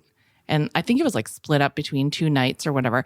So it was at the marina at what's the marina? Marina Del Rey. Marina Del Rey. You know the one. I do because I worked at the California Pizza Kitchen in Marina Del Rey when I was in college. When you were in Caissie. college. And there's also a psychic also once told Emily Beebe that she was going to meet the love of her life and future husband at the Cheesecake Factory in the Marina Del Rey. And if you were told that by a psychic, wouldn't you be there all the time? I'd have a job there. Yeah, no. Emily was Actively like avoiding Emily it? was like, no. Emily was just like, I roll. I can't even eat that food. I'm vegan. and it's never. I was like, this was actually predated vegan, but Emily was a vegetarian. But like, I would just be at that fucking Cheesecake Factory all the time. Yeah, just to see. You know what? You have to give it a chance. She doesn't listen to the podcast. Okay. You and I, let's make a plan with BB. Okay. Yeah. And then when she asks, you have to like pick her up or something. Yeah. And then just be like, I don't know, we have to go to this place, whatever. And take her to the fucking Cheesecake Factory in Marina Del Rey. Mm-hmm. And let's just see. See what happens. Let's just see what happens. See what the universe can do. What if this is it? Could you imagine? Can we do it? Can we try have to it? like set the universe up for success. But we have to now intervene. Yeah. Yeah. Because we know about it. Because now we know. Yeah. And we got to do it. Yeah, we do. So you and I are going to do this sometime this summer. Okay. So Marina Del Rey went to this party on a boat, and I was so excited because I was going to get to see the eclipse like full. Oh, that's so fun. It was so fun, and it was like a really clear night. But tell me what you think of this omen. We got there so early, like before you were allowed to board the boat. And I was laughing because every single person that my husband talked to that was a colleague was like, so what time did you get here? And I thought it was so funny because they're so like, obviously was stressing everyone out that they were going to like make it on time for the boat, that it was like the number one topic of conversation. But anyway, we got there so early. We're waiting to get on the boat and we saw these signs like, don't feed the sea lions. And we were like, oh, there's sea lions. So we're looking and we saw like sea lions playing in the water. Oh, no. And I was like, oh, that's so exciting. Nothing bad about that. Okay. But then we saw like one sea lion. We were like, oh, no. He swam out, he or she swam out and was like bumped into something. And it kind of looked like, I thought it was like a beautiful piece of driftwood. It was a shark? No. It was a dead body? It was a dead pelican. Ew! When I thought it was beautiful driftwood, it was so beautiful. But once I knew it was a dead pelican, I was like, I don't know. It felt bad. And then my husband could not stop looking at that dead pelican. And then he put his hand in his pocket and I was like, do not take a picture of that dead pelican with your phone. Like, you can't have that cursed image on your phone. We talk about cursed images. You cannot keep them on your phone, guys. You can't. So anyway, what does a dead pelican mean? Googling. Okay. What does it say? Oh. Pollution? No. Huh. Wait. What is it say? I don't like this. Oh, no. Yeah, I don't like this. I'm not going to like it. Well, that's just for a dream, though. It's not a dead bird is always an unpleasant sight because we hold them up as paragons of grace and freedom. It can be extremely upsetting to see them dead, robbed of their freedom and strewn on the ground, graceless and gone. Guys, this website is really giving it to me. Dramatic. So those of us attuned to spiritual thinking might immediately question, is there an omen or a message coming to me from the other side? And naturally, we might want to assume it's a bad omen. But fortunately, that isn't always the case. Okay. Dead birds, dead birds, dead birds. Loss of freedom. I don't know. I mean, now I just don't even know. I mean, who knows? But here's what I'll tell you. It was my first time seeing a pelican, and I was just struck by how large it was and how terrible. I can't. That's crazy. It was wild. And here's the good news. I'm so sorry for that pelican. I hope that it died of old age and not like pollution or something. It looked like it could have been old. I don't know. But the good news is that at Marina Del Rey, there were 1 million more pelicans just beyond the dead pelican. But okay, wait. Dead pelican meaning. I got to it. Go ahead. You will know, if you've ever been close to them, that pelicans are huge. We just learned that. And they're huge because they take advantage of the ocean's bounty, i.e., they are symbols of accepting the world's abundance. So the sight of a dead pelican presents a potential omen for a difficult time in terms of resources. Oh. All right. However, the dead pelican is not foretelling the future, but rather advising you that perhaps you could do better. So what the fuck? No shit, Pelican. You know what, Pelican? I didn't need you to die to tell me that. It's about not being wasteful. Oh, okay. Well, okay. This makes sense. Besides like the formula shortage, which is not personally affecting my family. Yeah. Also, 4 adults for the past time since I've been home from my trip have been sharing one car because my husband's car was broken. And so we weren't doing our best with our resources, maybe. And there was a real shortage. And it made me appreciate some things. Uh-huh. It made me appreciate some things and how privileged it is to have 2 cars. Yes, normally in the family. But anyway, the good news is I saw 1 million pelicans that were not dead. Also, I don't like fuck with birds so much. Yeah. Like I love hummingbirds. Sure. Love, but like anything, I don't know. But these pelicans were really like flying very low over us. And I feel like flaunting like the size of their bodies. And I felt very sure that a pelican was going to shit on me. And I had made an effort to look nice. And I'm like, I'm going to get like an entire fish shit on my dress or whatever. That did not happen. But they had like a little, the boat crew had put out like a little red carpet to make us feel special as we were walking to what do you say, embark on the boat? Sure. Or to mount the boat? What do you call, what's the proper nautical term for getting on a boat? Embark. Okay. I don't know. Anyway, just as I was going down that red carpet, a pelican walked on the red carpet, like right in front of me. And I was like, and there was really nowhere else to walk. Like I would have fallen off the little pier thing, the little marina thing, if I had like walked too far. So I was just like kind of embarrassed myself by being afraid to like walk by this penguin, but it was like by this pelican, but it was the size of like a small person, like a child. It was the size of cricket. It was a cricket-sized pelican. And it had like big feet and like the big beak and everything. I didn't want to walk by it. So I kind of like embarrassed myself, like stepping out of line. And then I don't know. I just like the crew was like laughing at me a little bit and I was embarrassed and people were walking by it, no problem. And it didn't attack anyone. So I just like hurried past it and like hid my face. And I heard that they did shoo the pelican away later, but not before, like chuckling at me. But then I went up to the top deck of the boat during the festivities. Matt was with me, but to watch the eclipse. And then when I went to leave, a pelican was like landed right on the banister that you had to hold on to go back down. So it was basically just like held hostage on the top tier of the boat by a pelican. It seems like this is more than just a dead pelican sighting. Do you know what I mean? I feel like I just felt attacked by pelicans and I just want to know what their beef is with me. It feels as though we need just like pelican symbolism. Yeah. You know? Yeah.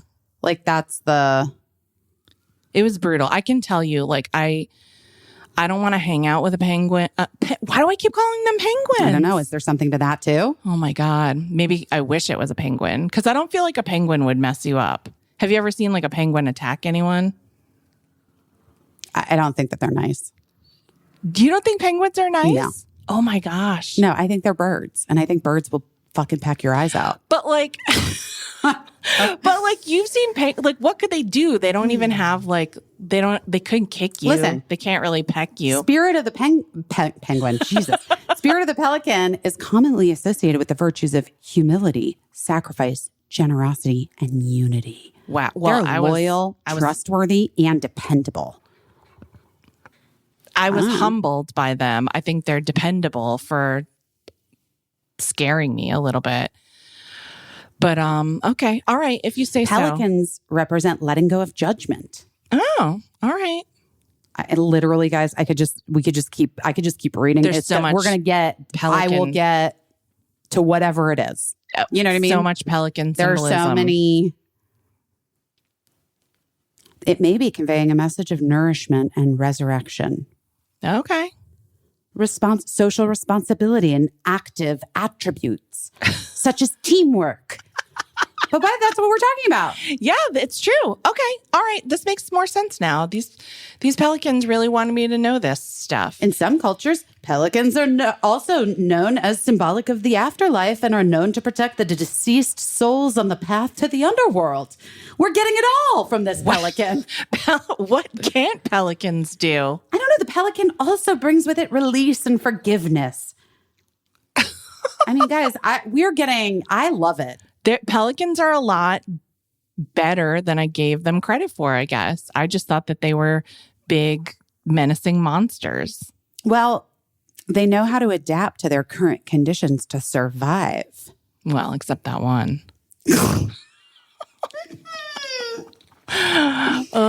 pelican teaches you a lot about letting go to make room for something better. Okay. It shows you not to be weighed down by unnecessary things that could make you soar higher and reach new heights. This is actually thematically what goes along with the eclipse. It's true. Mm-hmm. Interesting. It brings with it release and forgiveness. You're being encouraged to forgive yourself, let go of your negative feelings. No matter how heavy your burden is, you're going to find a way to make it to the top. I'm dying laughing because I know there's a group of pelicans all around their phone looking up what it means when you see a human lady. A human lady with bleach blonde hair. What does it mean when a human lady with a shock of white hair won't walk by you? She's scared. She's as scared as we are. I mean, this is amazing. It's everything. Okay. I love it. Pelicans. I love it. Last week were foxes. This week, pelicans.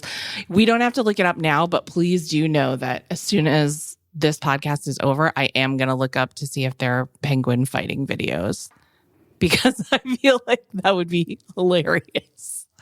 If penguins even, I feel like they do penguins fight? Do penguins get into fights? Yeah, fights are normal practice with penguins that breed so close to one another in large colonies. Do penguins fight humans? Yes, penguins can and do bite. Oh my gosh. Guys, that's what I'm saying. It has a hook on the end, which easily can pierce a person's skin. Oh, sure. For sure. But oh my God, there's just a picture of a blood-soaked penguin. I can't. Guys, do not Google it. A violent, bloody fight ensued. Oh my God. Oh my God. I wonder what it was about. It was about cheating. It was. They have complex social structures. I guess it can get bloody. Can get intense. Watch homewrecker penguin defend his new abode. Oh my God. When the male penguin of a mated pair returned to their nest to find another male, he went fucking nuts. Oh my God. Wow. This usually stems from nest site fidelity. Oh my God, you guys, who knew? Who knew? Oh, not me. I underestimated penguins. Yeah, because they're not you know just why? Cuddly little buddies. Because you know that video when they're happy feet, but you know that video when they're walking across the ice and that penguin falls on his ass and he goes, ugh. Yes! That reminded me so much of baby Birdie when Birdie was 2 years old and slid down the slide at the park and bonked their bottom off the slide, and then just was like, oh, fuck. 2 years old. And all the other mothers were like, I'm like, never mind. Oh, Birdie has known that word for a long time. I mean, please, guys. This is why I'm like to the principal. Like, I actually reject you dating my child for saying fuck. Every kid says fuck. Oh my gosh. Just like, whatever. Yeah. Please. Yeah. Please. It's not like a third grader. They're in middle school. We could do with a little less pearl clutching, especially, you know. Totally. It's such an eye roll. It's interesting because, I mean, I have pearls. I have clutched them in the past. But I've really just been on the track of like every time I want to clutch those pearls, especially regarding my kids or other people's kids, I'm like, I did that when I was that age. And I was like the goodest of the good kids. Like, well, this is what I want to say. Like, guys, stay focused. Yeah. We got to stay focused. There's so many distractions. Yeah. You got to stay focused. Yeah. What is the core truth of this situation? Yes. And what's the core truth of your child? Yeah. Yeah. Just, yes. Like you're exactly right. You can just strip away the distractions and see. Like just what we were saying, like people will tell you, people tell on themselves.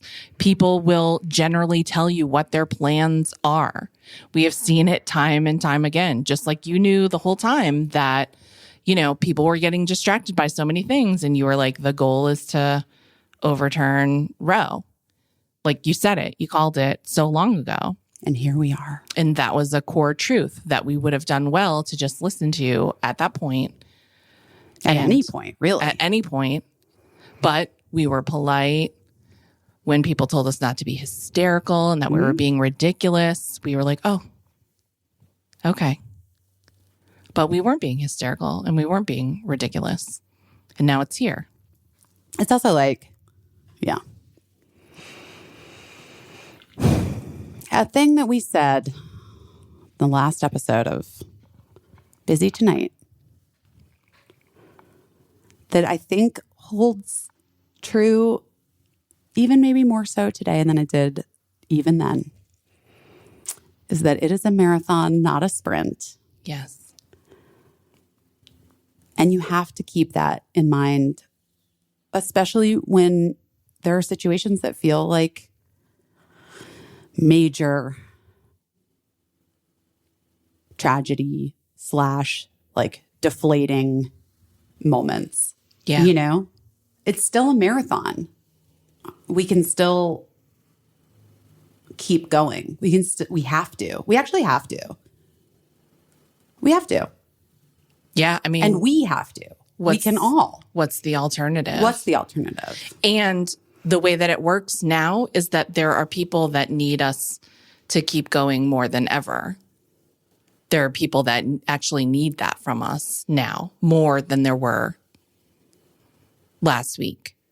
So we have to do what we can. We have to do what we can. And yeah, maybe fuck up, maybe say the wrong thing, maybe do something that someone else wouldn't do, but also like to be, I will just say like a good North Star, a great North Star is, and she says this as a person who never shuts the fuck up, but a great North Star is to listen. Mm-hmm. And to take your time in listening and really critically think and allow it to sink in and try to remove your own ego from whatever it is that you're like dealing with in that moment, you know? Try to remove the piece of you that's like, I know the way things are. You know what I mean? yeah. Because I definitely have that inclination where I'm like, I get it. You know, that was like the joke about me on set on Cougar Town.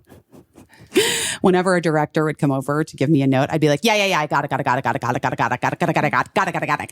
Like I would just say got it, like until they shut the fuck up. Right. Because I always was like, yeah, no, I see where I missed it. I got it. Shut up.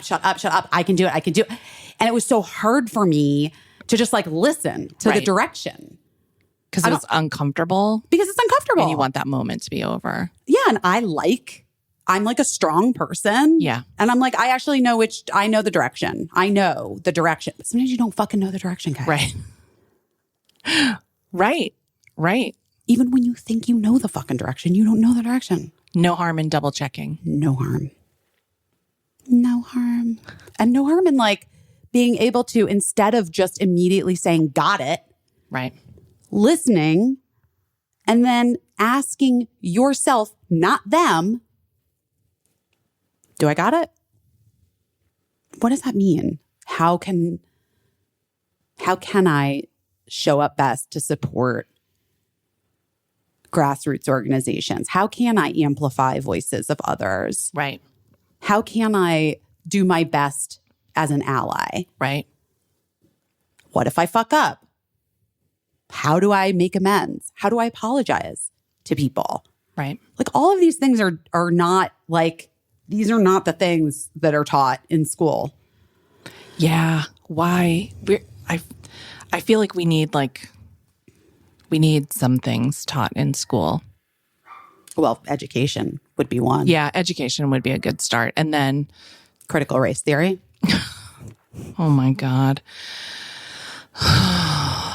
Why? But one thing I did want to say about removing your ego from something, also, if you're able to remove your ego from a situation, you're also able to calmly recognize when someone's trying to belittle you. And when someone is trying to belittle you, they're just trying to take away your power. And so the logical next step to that is you have power. You have enough power that someone wants to shut it down and take it away from you. So if you can take the emotion and take your ego out of when someone's trying to belittle you, which is very hard because that feels bad. It feels as bad as someone telling you that you're wrong when you are wrong. And it feels as bad as owing someone an apology, but in a different way.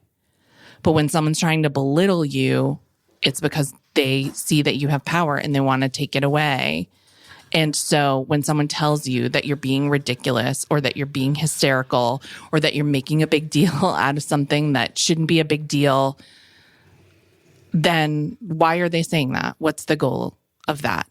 What is the goal of someone telling you any of those things? To get you to stop. Right. I just felt like I was in class because I had moved away from the microphone for a second. And then I felt like I was back in college. You were leaning back. I was leaning back. Lounging. Like I was in college, guys. Oh, God. All right. I have to go because I have to go get COVID test. I don't fucking know. What'd you do your best at this week? Oh, shit. I don't know. I feel like I already said it. I think that I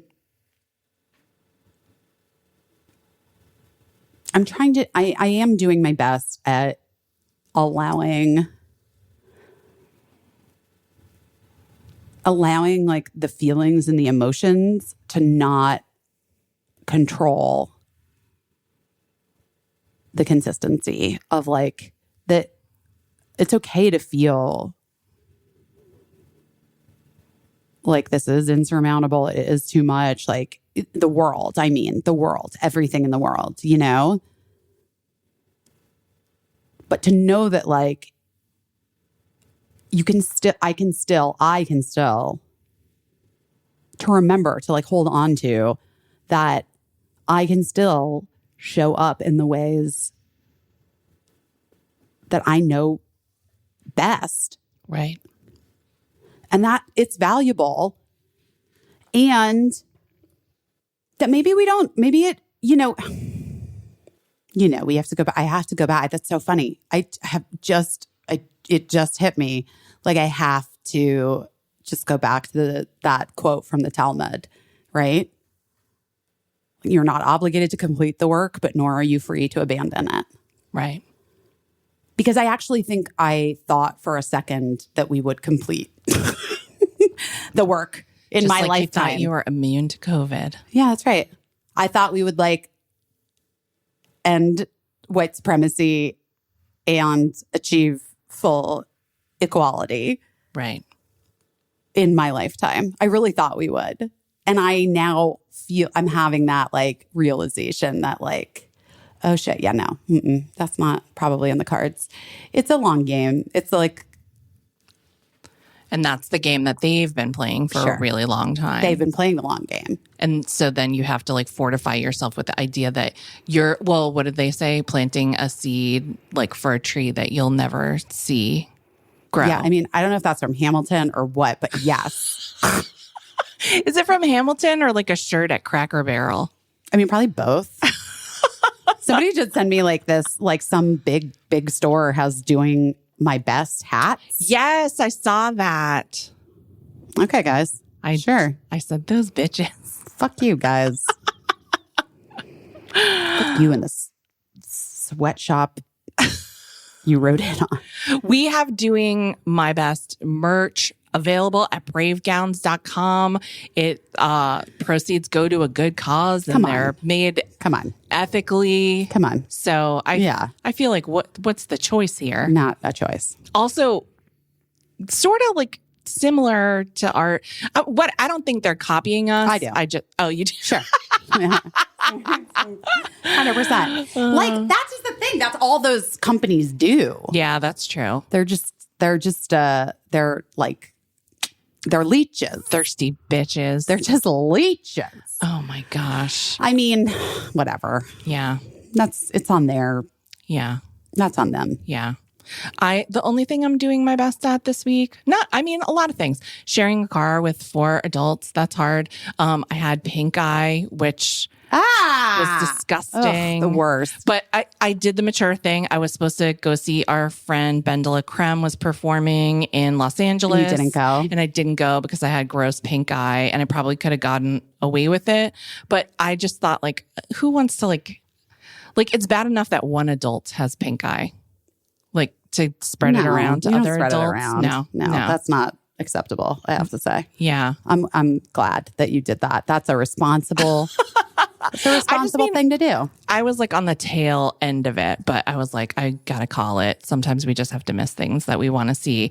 But you know what the great thing is? No, Ben de la Creme is still on tour, but there's a show that you can view virtually that's taking place in Chicago. So I'm going to do that. I'm going to buy a ticket to see that and watch it on my projector screen. Amazing. Yeah. So, just not doing all the things I want to do, but being like an adult about it and not crying about it. Yeah. Well, I'm doing my best. Just making it through another day. This day. And I really do have to go because I have to go get COVID tested. You gotta go get COVID tested for the thing you're doing. I know. But guys, we love you. We love you guys. Thank you so much for showing up in so many ways, big and small.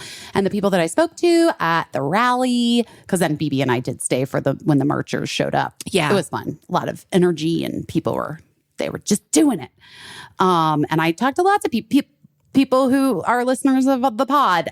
One girl who said that you and I have managed to turn her formerly Republican sister into no longer a Republican. So shout out to you. Wow. Shout out to you and your sister, because I bet she had no small part in it. And I would love to hug that person, maybe. Yeah, me too. And that she's like, she's talking to her dad. Like, you know what I mean? Like getting up in it. Which gotta mix it up, guys. Yeah. Challenge them. Trying. It works sometimes. Trying. You gotta try.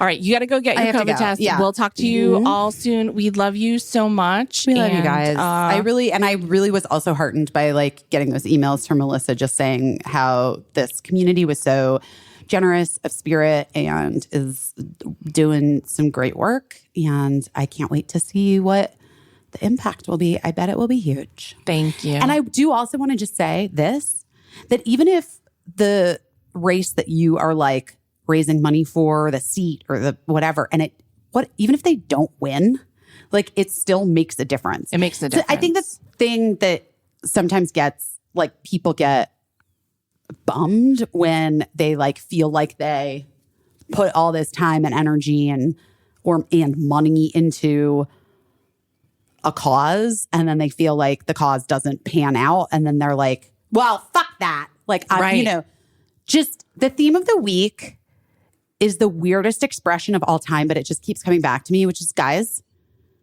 we can't throw the baby out with the bathwater. Right. It moves the needle. It moves the needle, whether imperceptible or clearly moves the needle. It does.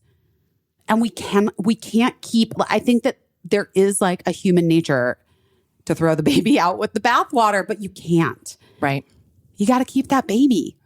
You got to dry the baby off. The metaphorical baby. This is a metaphor. You got to put a diaper on it. Yeah. It's going to shit itself. Yeah. If you don't. Yeah. Because not everybody can do it. And so if you can do it, you got to do it because it does move the needle. It lends a seriousness. And by the way, we don't have to win them all. We have to win some. We have to win some. And then continue to show up and win some more. Yes. And then continue to change people's hearts and minds through conversations and asking our kids questions and challenging one another to think critically about shit. Yeah. I've been challenged by you over the years, Caissie, and some of our other friends. Yeah. And I'm always grateful for it. Yeah. So we love you. We're love you. sending so much love to Buffalo. And if you have friends or loved ones in Buffalo, hope you're checking in on them. But check Instagram for some, even if you don't know anyone in Buffalo, but you're as saddened as we are by what has happened there. You can look there for ways to help if you are able. And in the meantime, stay safe. Don't get COVID. Please. Guys, stay safe. I didn't love to it. our friend Janie Haddad Tompkins, I who saw that. has it right now, and Dave Holmes. Oh, man. Oh, man. The two funnest. All right. We'll talk to you next week. We love you. Bye. We love you. Bye. I don't know what I'm doing, but I'm doing my best.